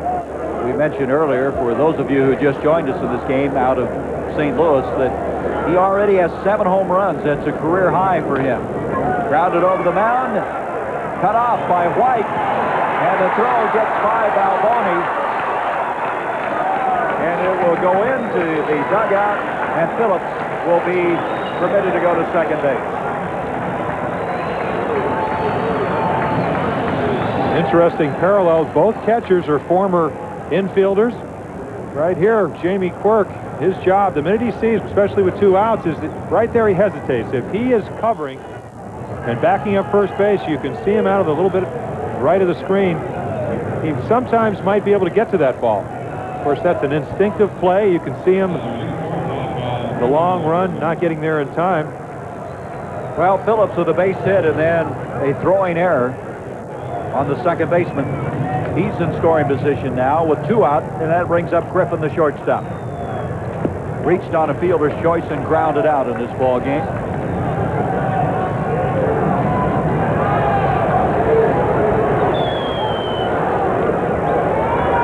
One ball, no strikes on Alfredo Griffin. Athletics lead at 2-1, trying to build that advantage. Grounded down foul, and the count evens at 1-1. That's only the 3rd error of the game, by the way, Jim, or the season against Frank White. He's been so good. He's won 7 Gold Gloves. He had 6 years in a row. He Well, that's one of those the Gold tough Glove. plays where you know you're going to get to the ball. You know it's going to be a close play. You know you're not going to have much on the throw, and you figure either the catcher will back it up or Balboni, who does have soft hands, will keep the ball in front of him. 1-1 pitch, grounded foul. The count goes to 1-2. Griffin, a switch hitter, much better from this side, hitting .310 starting this ball game. Billy Gardner, we went down the clubhouse. He had a hot game of pinochle going before the game. He and Saberhagen was there. Kubica. Intense concentration as he now looks over to his starting lineup, see who's available and who's not. 1-2 now on Griffin. At an ocean. Count goes to 2-2. When you pitched, did you play pinochle the day of the game? No, I didn't. Tell you what, I tried to get to the park as late as I could because I didn't want to think about what I was going to have to do. I think any good pitcher, really any player is fairly apprehensive, especially a pitcher has to sit around. So what I try to do is just get there in time to get whatever pregame preparation, meet with my catcher and the pitching coach or Earl Weaver, whoever was managing at the time, and try to come up with some kind of game plan. 2 balls, 2 strikes, 2 out. Down at second base, Tony Phillips. Saberhagen in the bottom of the 6th inning, trying to hold it to a 1-run deficit. And he missed, and the count's full now, 3-2. Oh, he's had the full count so often, in fact, 6 times in this game. Well, you get into the 6th inning, and what happens is you've seen your opposing the opposing pitcher, what he's able to do, and Ontiveros is pitching a great game. He knows he cannot give up another run if he's going to have a chance to win this ball game. Now, they may come up with 4 or 5 runs, but once you've sensed that, you have to pitch very carefully. Foul back, and he stays alive. He just got a piece of that one. So it stays at 3-2 with 2 down. I think if you want to gamble, you don't do it early in the game, but here we are in the 6th inning. You're trailing 2-1. You don't want to give Griffin that good a pitch to hit, even though Polonia coming into the game, who's the next hitter. As we take a look at Tony Phillips, is hitting .324 going into the game. So you'd rather not pitch to him, but you don't want to give Griffin that good a pitch to hit. Boy, he's staying alive. Griffin battling Saberhagen. Fouls off another one. The count stays full at 3-2. 30-year-old from the Dominican Republic. Just seems to get better with age. Been very acrobatic at that shortstop position. He's played with a sore back, a shoulder that's bothered him. Here it comes, 3-2, and he fouls another one off. So Saberhagen has to make pitch after pitch. 3-2, 2 down. The A's lead it 2-1. We're in the bottom of the 6th inning. Of course, this is what you prepare yourself for. That off-season conditioning program allows you to go into the 7th, 8th, and 9th innings throwing good stuff, a lot of pitches. 3-2, grounded foul again. Now, of course, this is not a normal. He's up to about 112 pitches.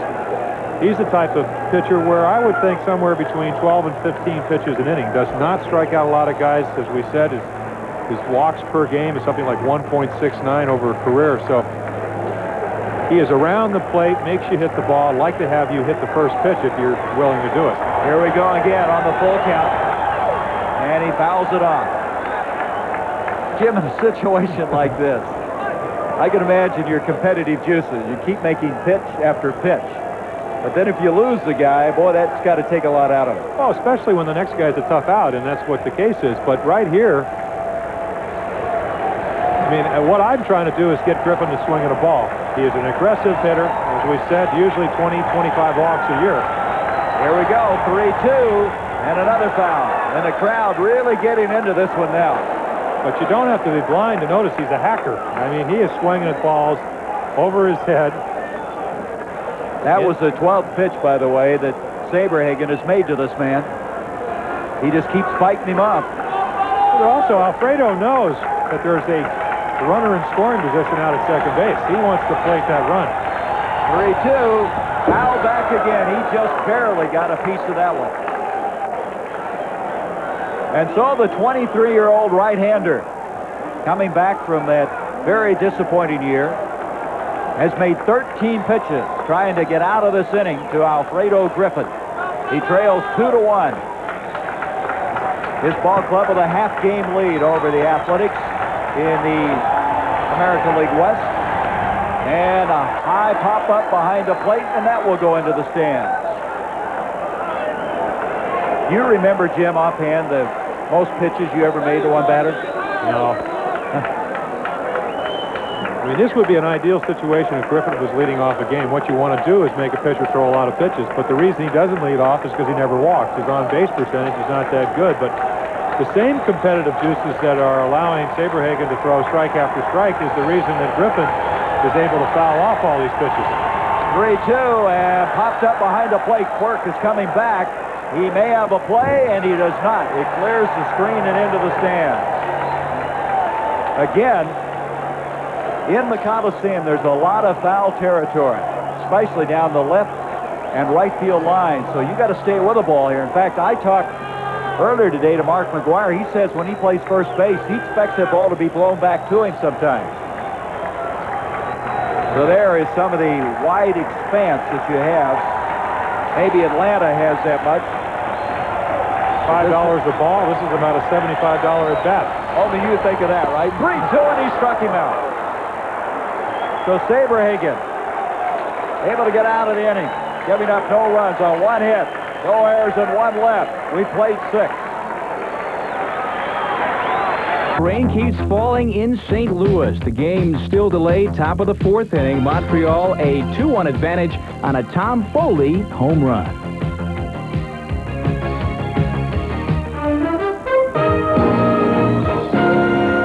ABC's Monday Night Baseball is being brought to you by Bud Light. Everything else is just a light. Sunny California, as Bo Jackson will lead things off. It's raining in St. Louis, but it couldn't be nicer here as Bo Jackson thus far in the ball game 0 for 2, struck out and grounded out.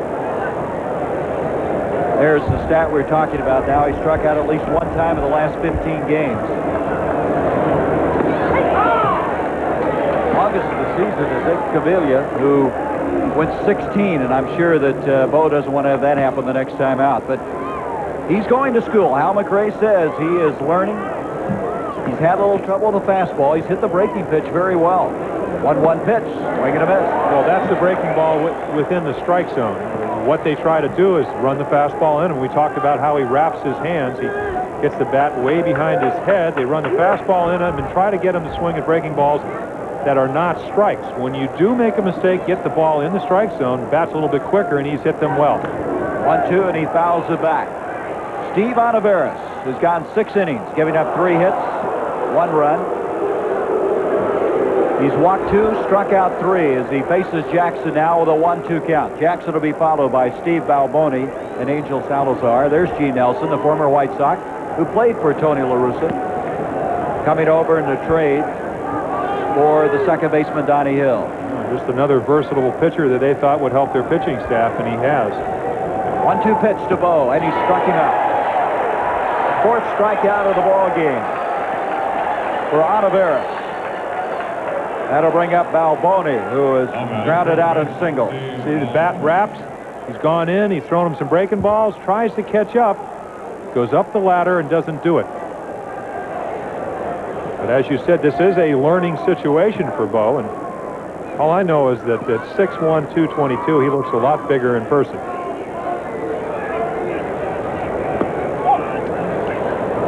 Well, we understand the rain in St. Louis means we'll not return to that ball game between the Expos and Cardinals. We'll stay right here. There's no rain in the forecast here. If you look around, beautiful blue skies.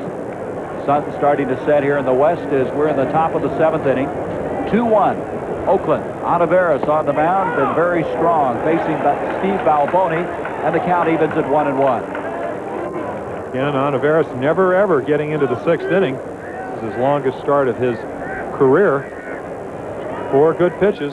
Tony La Russa really feels that he can help the starting staff, and we're anxious to see what he would do. This is his 5th start of this season, first after 93 successive bullpen stints. So he's pitched outstanding, mixed up his pitches. Perfect time to pitch. He said, when do you want to go out there? I want to go out in the twilight. Right now. I don't want to go out there against Saberhagen, though. That's the difference. But he's outpitched him so far. Shadow now is lengthened out to almost to the outfield. That's going to be a tough play for Davis coming in. He had to fight the sun all the way, but he was there. Yesterday, Davis lost a fly ball in the game against the Texas Rangers, but he comes up with that one, and there's 2 down. Well, especially you play Steve Balboni almost about right center on the warning track, so he had a long run, made a nice play. Seattle continues to lead the White Sox. California over Texas 4-3. Detroit leading Toronto. The Yankees in the 8th ahead of Baltimore, and that rain delay now, and everybody's getting rain back east. Milwaukee at Boston.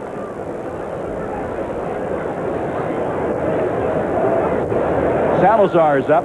He flied out to center and reached on a fielder's choice. 2 down in the top of the 7th inning. Salazar struggling on this road trip. Now 1 for 16 on it. Pretty good contact hitter, though. He doesn't strike out very often, and he hit that one up the middle and almost took Olivares with him. Olivares is getting up, checking to see if everything's still in place. Base hit. Well, that's what hitting's all about. Last year, he didn't. There's a high ball hitter, and here you have the pitcher adjusts. He's trying to go up the middle. That's what they teach in Kansas City. Olivares makes a stab at it. Pretty good pitch, and he just turned it right up the middle for a base hit. 3 of Kansas City's 4 hits now have come from the bottom 3 hitters in the lineup. Salazar hitting one here, getting a base hit. Balboni, Quirk, and now a meeting at the mound as Tony La Russa will go out to confer with Olivares. Again, reminder, this is furthest he's gone, so this is a new plateau for this right-hander. Some more scores. The Cubs with Keith Moreland's dramatic home run defeating Pittsburgh. And then there's that rain delay, and we mentioned still raining, and we'll stay with this ball game here. Gene Nelson, and now Jay Howell is up and throwing for the Oakland A's. And next Monday night, St. Louis will be at New York, weather permitting. And Jim and I will be in Olympic Stadium, the Cubs against Montreal. They're not going to be affected by weather up there. That's at least right. not indoors. Have you been up there since they put the roof on? Last week. Oh, that's right. We really made that stadium a nice-looking stadium. I was there earlier this year. I had a chance to do the Cubs series there when Harry was still not back with Chicago. And the ball is really starting to fly in that ballpark. It's changed it. Well, I don't know if it was just the 87 baseball or the fact, but I saw a couple of reach out and get them, one off the top of the right field wall, the other one off the right center field wall. So what used to be a great pitcher's park, I think now the hitters enjoy going up there. Jamie Quirk with a 1-0 count, and the count now goes to 2-0. Salazar down at first. 4 hits in the ball game by Kansas City, scoring an unearned run in this ball game. The A's 2 runs on 7 hits. McGuire holding him on at first. Quirk thus far has struck out and singled. And I'm surprised really that Tony La Russa left Steve Olivares in the ball game. Well, the doubleheader yesterday, and as many pitchers as they've been using, Jim, they may have to get some more innings out of this guy. If you started out the game and you said Olivares has never gone over 5 innings in your life, if he gave you 6 2/3 innings, you had Saberhagen ahead, man on first, 2-1, would you be satisfied? He'd say, but of course. Get greedy, huh? Well, especially when Quirk hit a double, hit a high curveball to left center, and as we said, he's not really a home run hitter. Last year hit 8-4 against this Oakland ball club. But he can turn a mistake into a home run and a 2-1 lead into a 3-2 deficit. 2-1 pitch fouled, and the count goes 2-2. I guess really what I'm saying is that you can bring in a fresh Gene Nelson, and he is rested, and a pitch that he might throw in the middle of the plate won't be a mistake, and one that Olivares, being tired, throws in the middle plate might be a mistake. Howell, by the way, warming up down there, has 13 saves this year. He's returned to some of that effectiveness that escaped him last year. 2 balls, 2 strikes, 2 out, and a runner at first. 2-1, Oakland. No scoring since the 2nd inning. Quirk with 2 home runs this year. Jamie 6'4", a 200-pounder. Last year had his first full season in the majors since '83, playing a lot of ball games. High fly ball, left field, Canseco going over there. Now Polonia is over there, and Polonia will take it. So no runs on 1 hit, no errors, and 1 left. We go to the bottom of the 7th. The Athletics 2, the Royals 1. Saturday, ABC Sports presents Litz Malt Liquor Professional Boxing. Buster Drayton defends his IBF Junior Middleweight Championship against undefeated Matthew Hilton. Then on ABC's Wide World of Sports, Olympic and world champions Carl Lewis, Evelyn Ashford, Edwin Moses, who lost the last time out, and Valerie Briscoe, and more scheduled at the U.S. Outdoor Track and Field Championships, plus the Irish Derby and Wide World's Athlete of the Week Award. Well, we go to the bottom of the 7th inning now. Top of the order up now for the Athletics. Luis Polonia struck out, doubled, and fly to center field. Starts out with a ground ball to short. Salazar comes up quickly, and there's 1 down. So Saberhagen, who has trailed ever since the 2nd inning, gets the leadoff man here in the bottom half of the 7th inning, and that'll bring up Mike Davis, who has 2 base hits in this game. 2 for 3.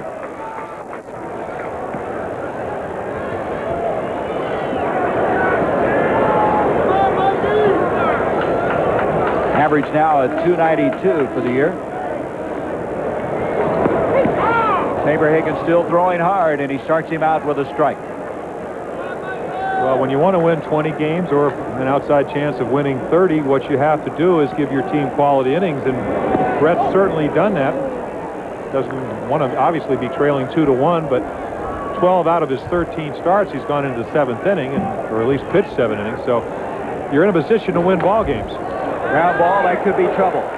Salazar flags it down, and he made a very fine play. Well, it's one of the toughest plays. They talk about the plays. You got to go into the hole, backhand the ball, make the long throw, but going out towards right center field, throwing back to first is a very difficult play, and also when a guy can run, and Mike Davis can run. 11 stolen bases on the year, tops the ball. Now, of course, he had to go out and get that. Doesn't get that jump. The ball's inside, and Salazar makes the play look easy.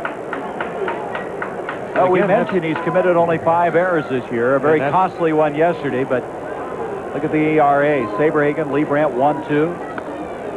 First ball swinging is Lansford, and he fouls it back out of play.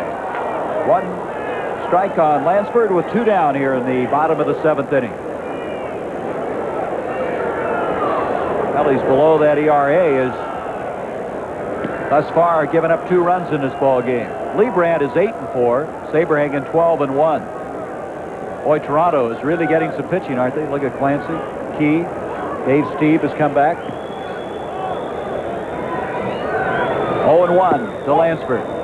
And the count evens at 1 ball, 1 strike. It appears not to be an outside corner tonight. I was going to ask you about that. Just so they're consistent, right? Well, you know, you're right. He'd like to have that pitch. He's not getting it. But that's been the case all night long. It doesn't mean that Drew Coble is a bad umpire. He's just not giving you that pitch. And 2 balls, 1 strike now on Lansford. Lansford worked very hard in the offseason, lifting weights. In fact, first time he really hit the weights since he won the batting title, and he strokes that one to right field for a base hit. He's going to go for 2. Coming up, throwing his Carnival, and he's in there.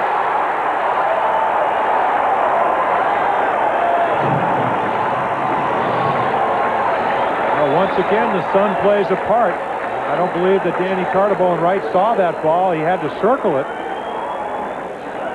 When he does, we said Lansford can run quite well. 16 stolen bases shows you he can steal bases, also can take the extra base. And the only way that you can go to second base is to all the way out of the box be thinking double.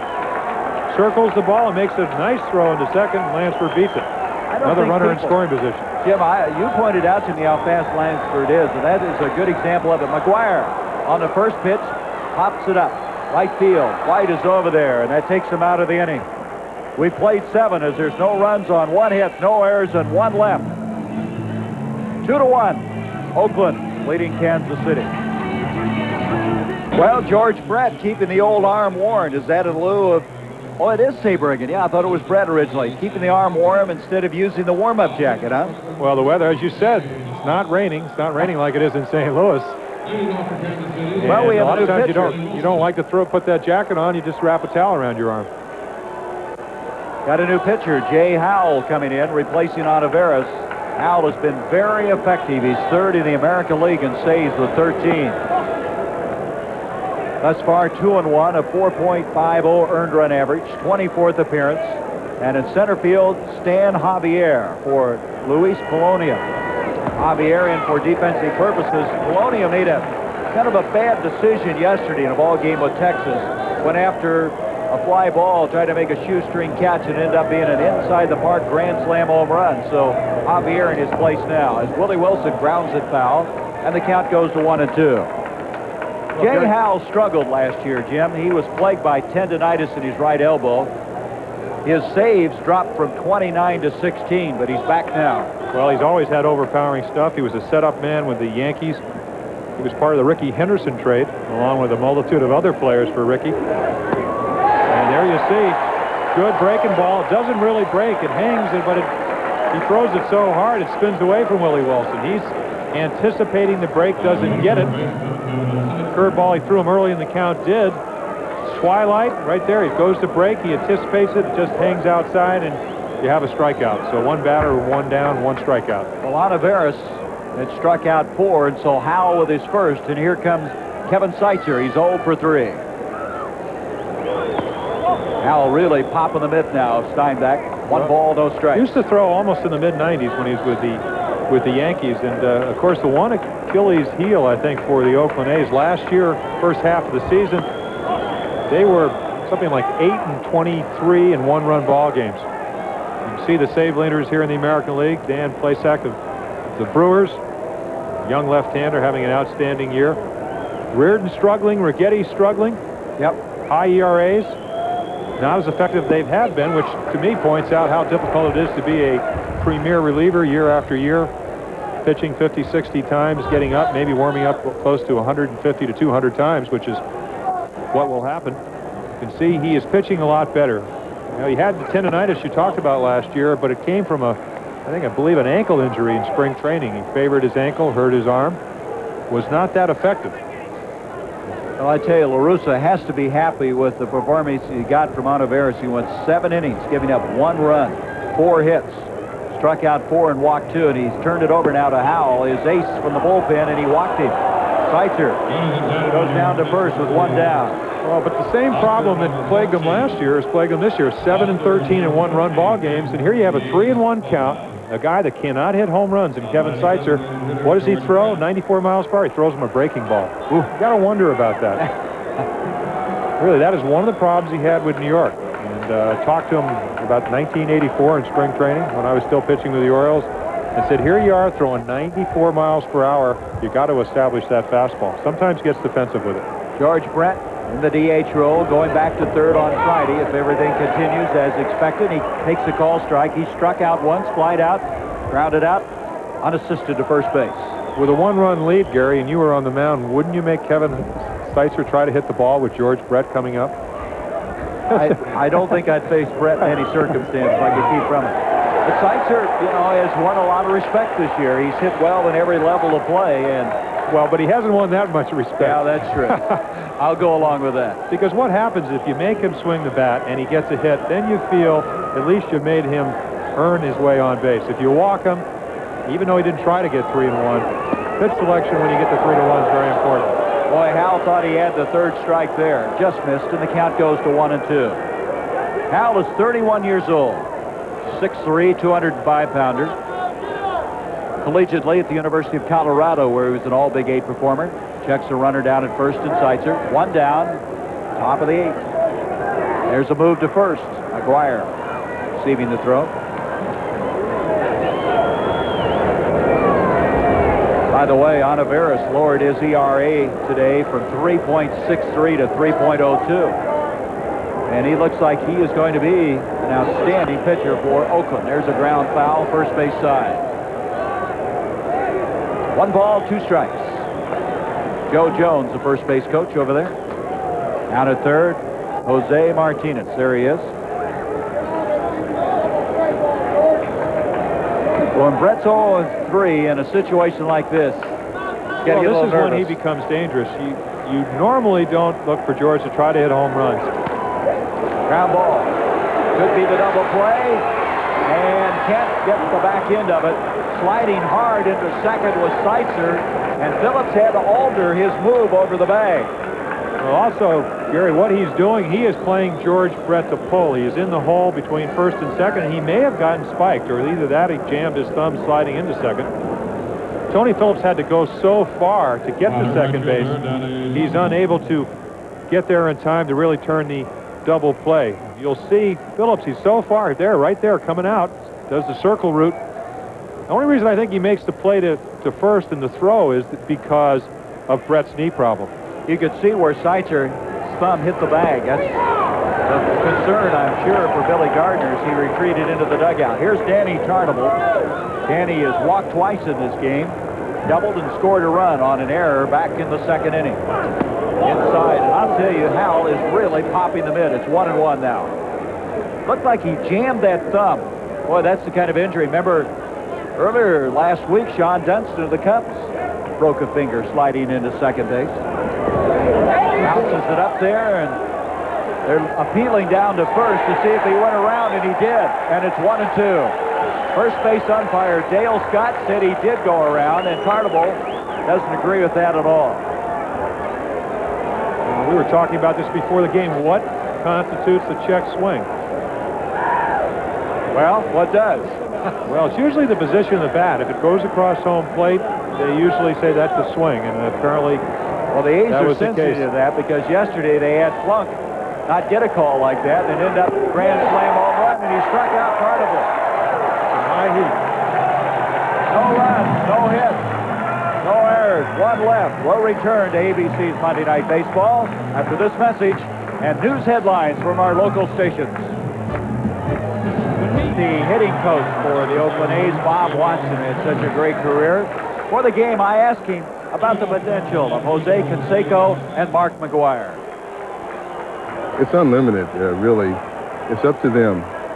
We feel that both of them are what we call franchise-type players, and to have both of them hitting 4 and 5 or 3 and 4 in the lineup kind of reminds me of the Horner-Murphy tandem down in Atlanta at one time. But the potential I hate to put numbers on guys, but when they're swinging right, seeing the ball, just trying to hit it hard, these guys could put some awesome numbers up. And one of those guys he's talking about is Canseco, who leads things off. We have a change defensively for the Royals. Bill Pacoda has got into third. Now, it makes you wonder how badly Seitzer was hurt on that slide at second. So Pacoda now at third. And also, during that change of the inning, Tartable had quite a discussion with Dale Scott, the first base umpire, who said he went around on that one pitch.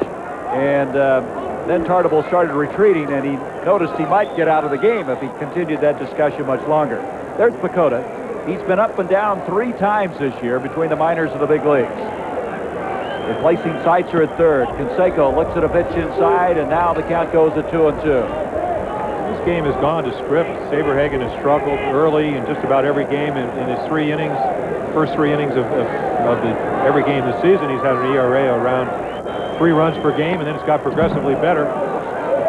We talked about earlier that he's in a situation where he has kept his club in the ball game, in a position to win. And if you go back to 1968 when Denny McLain won 31 games, that's what he did. An ERA of around 1.85 for the season, but his club played very well. And his ERA will stay right about 2.25 if he does go 9 innings or if he gets through this inning unscathed. So Canseco grounds it down. The count stays at 2-2. The leadoff man, Canseco, to be followed by Reggie Jackson, Terry Steinbeck. All the runs in this ball game being scored in the 2nd inning. 133 pitches now for Saberhagen. That's a lot, but it's not a lot for a 23-year-older that's arms healthy. Really, you know, if you go back to the key play is really Bo Jackson losing Colonia's line drive. Ball that might have been caught, didn't see the ball, went over his head, short hopped the wall. Canseco now with a 2-2 count. Jose has flied out, popped out, and reached on a fielder's choice. He's well behind his pace home run wise of a year ago. He had 15 by the end of May last season, 11 coming into this game. 7 of his 11 home runs have been hit here. So he's hit well at home and struck him out. So Saberhagen continues to impress. In the bottom of the 8th inning, that's his 5th strikeout. Gary Don Gleaton and Don Quisenberry warming up. Don Gleaton, the left-hander. That's going to bring up Reggie Jackson, who hit the home run back in the 2nd, his 8th of the year. Fly to center and grounded out. His blast, there was no question where that was going the minute he hit it. Oh, he wanted to duplicate it, didn't he? Yes, but that's that's what you got to anticipate as a pitcher. And he hit a home run on a fastball. He hit a rocket to second on a curveball. And what does he throw him? A changeup. Well, I tell you what, he's hitting a big 207 right now. That average not indicative of the damage he's done at times. There's an appeal, and he did not go around. Count evens at 1-1. Third base umpire Don Deckinger. So Reggie, one of those guys that can ignite a ball club. He's been a great leader by example. Mark McGwire said, I can't believe how hard this guy works. But a good example. There's an excuse me swing. Salazar charges the ball, and there's 2 down. 2 down, and Steinbeck coming up. He's 0 for 3. Look at him hustle back. This is what McGwire said, Jim. He'll run out every ball, hustle back to the dugout, takes extra batting practice, all at the age of 41. To play as long and have as good a career as Reggie's had, you have to have a lot of pride, a lot of ability, but you have to work hard. And I think anybody that plays 38, 39, 40, 41 like Reggie, they have to work even harder. Things that seem to be easy early in your career are no longer easy, and you have to work for them. But then again, it makes you appreciate them even more. Well, I don't want to see him retire at the All-Star break. I don't think there's any danger of that as Steinbeck loses the bat, swings through it, and it's 0-1. Well, but in this discussion, there's been some press around the country about he's going to call it quits at the All-Star game. He said the All-Star game is not a criteria to when he wants to quit. See another changeup. He got Reggie out on the changeups. You see the good bat extension. But what it is he said tomorrow might be the right day for me to retire. If I can't help this ball club, then I ought to retire. I'm taking up a roster place. Look at him. Whoa, is that intense? Shows you what a competitor he is. Now, you don't think that doesn't have some impression on some of those young players down there? 1-1 the count on Steinbeck. It's really a shame they could not see Reggie back in 70. Steinbeck, line shot, right field. Some of those glory years, 47 home runs. They do so many things for you to win ball games, and he's always had that intensity. Terry Steinbeck with some impressive hitting. We talked about the numbers at Double-A. He just took that fastball away, rifled it between first and second. We may have a change coming now as Saberhagen with 2 out, giving up his 9th hit of the ball game. Steinbeck down at first. Saberhagen has pitched well. He's gotten very good support this year as far as scoring runs are concerned. The Royals have scored an average of 3.32 runs. Haven't got that thus far. Well, we have a pitching change. We'll come back. We'll return to ABC's Monday Night Baseball after this word from our local stations. New information on the pesticide threat tomorrow on ABC's World News Tonight. Well, fans, it all comes down to this moment. This is where it all gets decided. Johnson steps in, checks the sign, makes a few adjustments. This is a classic confrontation. He's digging in. Here's the delivery. And there it goes. He's going back, way back. It is going. It is gone. The choice of a new generation. The ball game's over. This is Corey McFerrin in New York. The Tigers beat the Blue Jays tonight by a 2-0 score thanks to an Alan Trammell home run and a marvelous performance from veteran Frank Tanana. Tanana goes all the way for his 7th victory, a 5-hit shutout, his first of the year, 2-0 Detroit. The Yankees have just beaten the Orioles 7-3. Yanks and Jays now even atop the AL East. Corey, thank you. We have a change now. Dan Quisenberry comes in, the submarine-type pitcher, sidearm pitcher, replacing Saberhagen, who had 142 pitches, going 7 2/3 innings, giving up 9 hits. 2 runs, both of them earned. Struck out 5, walked 2. Quisenberry thus far with 7 saves, a 2-0 record, ERA of 2.05, and he misses, and the countdown goes to 2-0. There's Saberhagen. Very fine pitching performance. Well, it's a team game. He did his job. He hopes that his team comes back, and I think it's a precautionary move. Pitching every 5th day, that's a lot of pitches for Brett. As we said, a control pitcher, somewhere about 120 would be an average 9-inning ball game. So let's get him out of there before he gets hurt. And being hurt is going to be Kansas City. That ball is gone. A home run.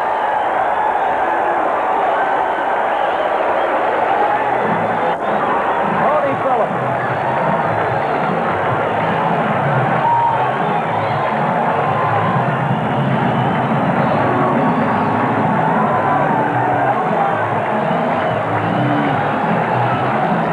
We said he already had a career high 7 home runs. He just hit his 8th. A 2-run shot. And so Quisenberry comes in and he's jolted. Well, he's always had trouble with left-handed hitters, and he got behind him 2-0, came in with a strike. Phillips, a natural right-handed hitter, walloped that ball. It's one of those no doubt about it. Oof. Phillips with a newfound long ball this year. 8th. 2-run home run, and all of a sudden now it's a 4-1 game in favor of the Athletics. Griffin swings through it for a strike, and the count goes to 1-1. It's only the 2nd home run that Quisenberry's given up this year. He struggled last year, struggled in the spring, and then Kent Colby, who's with the Phillies, worked with him, thought he had some mechanical problems. Ground ball, foul down that first base line. Count goes to 1-2. All stems to some ineffective performances in the American League Championship Series back in '85, and then struggled in the World Series. Started out very well in April of '86. Bad May, blew 3 save opportunities, and all of a sudden really was not the regular starter or stopper, so to speak. Inside, he had a notion. Let's see if he went around. He did not.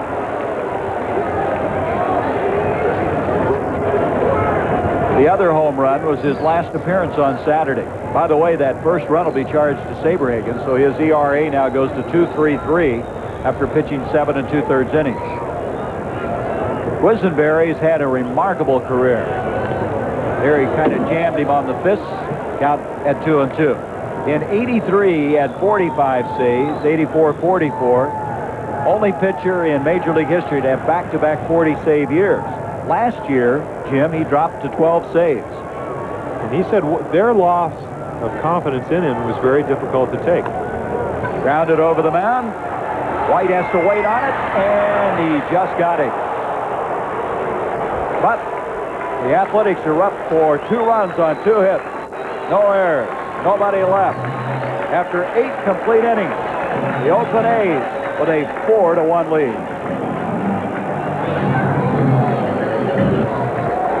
The Royals now find themselves down by 3 after that 2-run shot by Tony Phillips.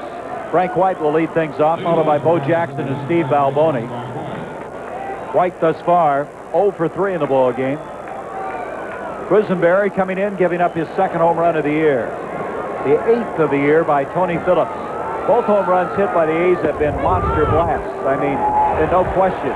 Reggie Jackson's to center and to right by Tony Phillips. It's real disappointing because Quisenberry knows what his job description is. A lot of times he does not pitch that often behind in the game. But there's a situation as you see Thad Bosley on deck. Former Chicago Cub who came over in that trade. Been a very fine pinch hitter in the National League. 1-1 now to White. Had an ocean, held up. 2 balls and a strike. Well, Saberhagen, very, very effective. Left the ball game trailing 2-1. One of those runs charged to him on the 2-run homer. Might see him taking right here. No. Fouled it back, and the count evens at 2-2. Maybe this is why they've been shut out 11 times. You got a guy throwing 94 miles per hour, 2-1 count. You're 3 runs down. You'd think that you'd take a pitch just to see maybe you can get something going. The reason you're broadcasting and not managing, right? I guess. White the leadoff batter, 2-2 to him. Grounded, 3rd base side foul. Well, in that 3-game series between the A's and Royals last week, there were 8 home runs hit by the Oakland Athletics, and they've cracked 2 today. They can score runs in bunches. That power lineup. There's White. He pops it up behind the plate. Steinbach coming back. He's going to have room for this one, and he puts it away.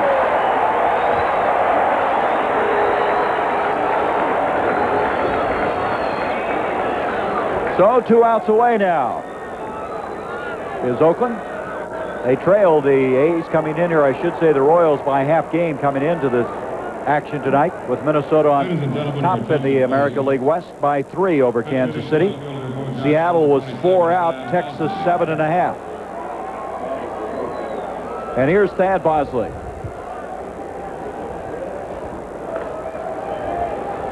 Bosley coming over in the trade for Jim Sundberg along with Dave Gumpert.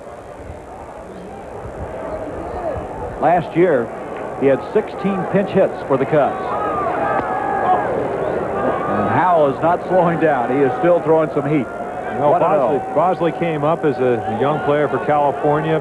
Pretty good outfielder, not a strong throwing arm, and it took him a while to really find his niche in Major League Baseball, and that is the guy that runs real well, good pinch hitter, hits the ball the other way, showed some flashes of power for the Cubs. Wrigley Field, a great hitting ballpark. So, you suppose they pinch hit for Bo Jackson before this year? I mean, it's interesting. I know they want the left-handed batter against the right-hander, but they bring Bo out to bring Bosley in. Count now evens at 1-1. I don't really think that has anything to do with his ability level, or it's obviously he struggled tonight, but it's the tough night to see the ball. 2 strikeouts. He's been doing that, and they've stayed with him all year. I think they're trying to win a ball game. That's the one, I think, difficult thing that Billy Gardner has to do. He's got to placate Bo Jackson so he'll continue to play. A man of immense pride, as we said, a Heisman Trophy winner. Wants him to keep enough interest in the game, but also try to win the ball game. So you send up a guy you think is going to maybe keep a rally going or start one. He's 3 for 14 in pinch hitting appearances thus far as he fouls it down the left field line. Bosley now full count.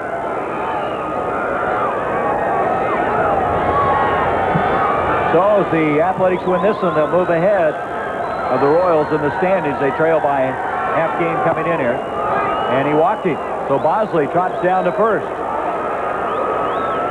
So with one down, Steve Balboni will come up. And that's doing your job as a manager. A lot of times you don't make all your players happy, but that's not why you're there. Sends up the veteran Bosley, takes a pitch that most likely Jackson, a much more aggressive hitter, would have swung at. So have a guy on, might have something going. Balboni with 1 for 3 tonight. Jumped on a high breaking ball and hit it into left field early in the ballgame. That was back in the 5th inning. Fly to right and grounded out to second. 1 for 3. Strike call on Steve Balboni. On deck is Salazar.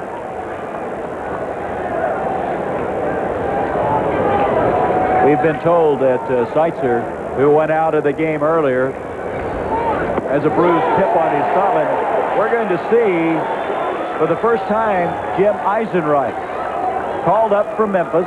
Quite a story about this man. This will be the first appearance for the Royals after brief stints with the Minnesota Twins. Balboni swinging late, fouls it off, and the count stays 0-2. Eisenreich is quite a story. He has Tourette's syndrome. He's battled back from that nervous disorder. And without getting into really too much medically, basically is a malfunction in the brain which brings on nervous twitch. As Balboni now hits one high but not deep. And putting it away is Javier, who came into center field in place of Polonia, and they're 1 out away from a victory.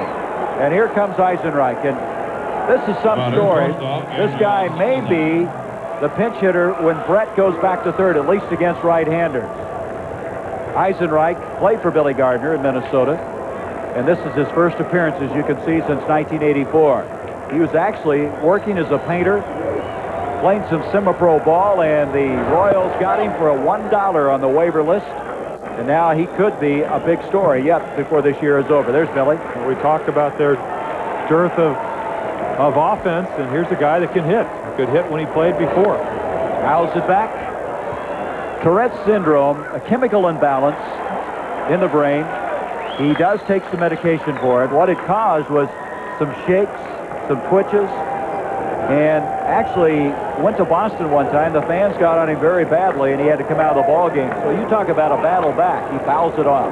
You got to pull for a guy like this. I'm sure there's several people listening and watching this broadcast who maybe are battling the same particular disorder. And it's been very easy for this guy. I'm sure Jim did not come back and try it again. And he says, all I've ever wanted to do is play baseball. 1 ball, 2 strikes, 2 out. 1 strike away from a victory. If they can get Eisenreich out, it's popped up third base side. Lansford is over, and this ball game is over.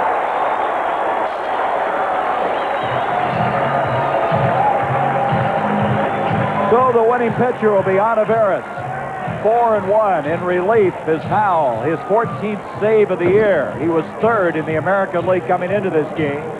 Saberhagen, the loser, he goes to 12-2. Jackson and Phillips with home runs. We'll be back with more from Oakland in just a moment.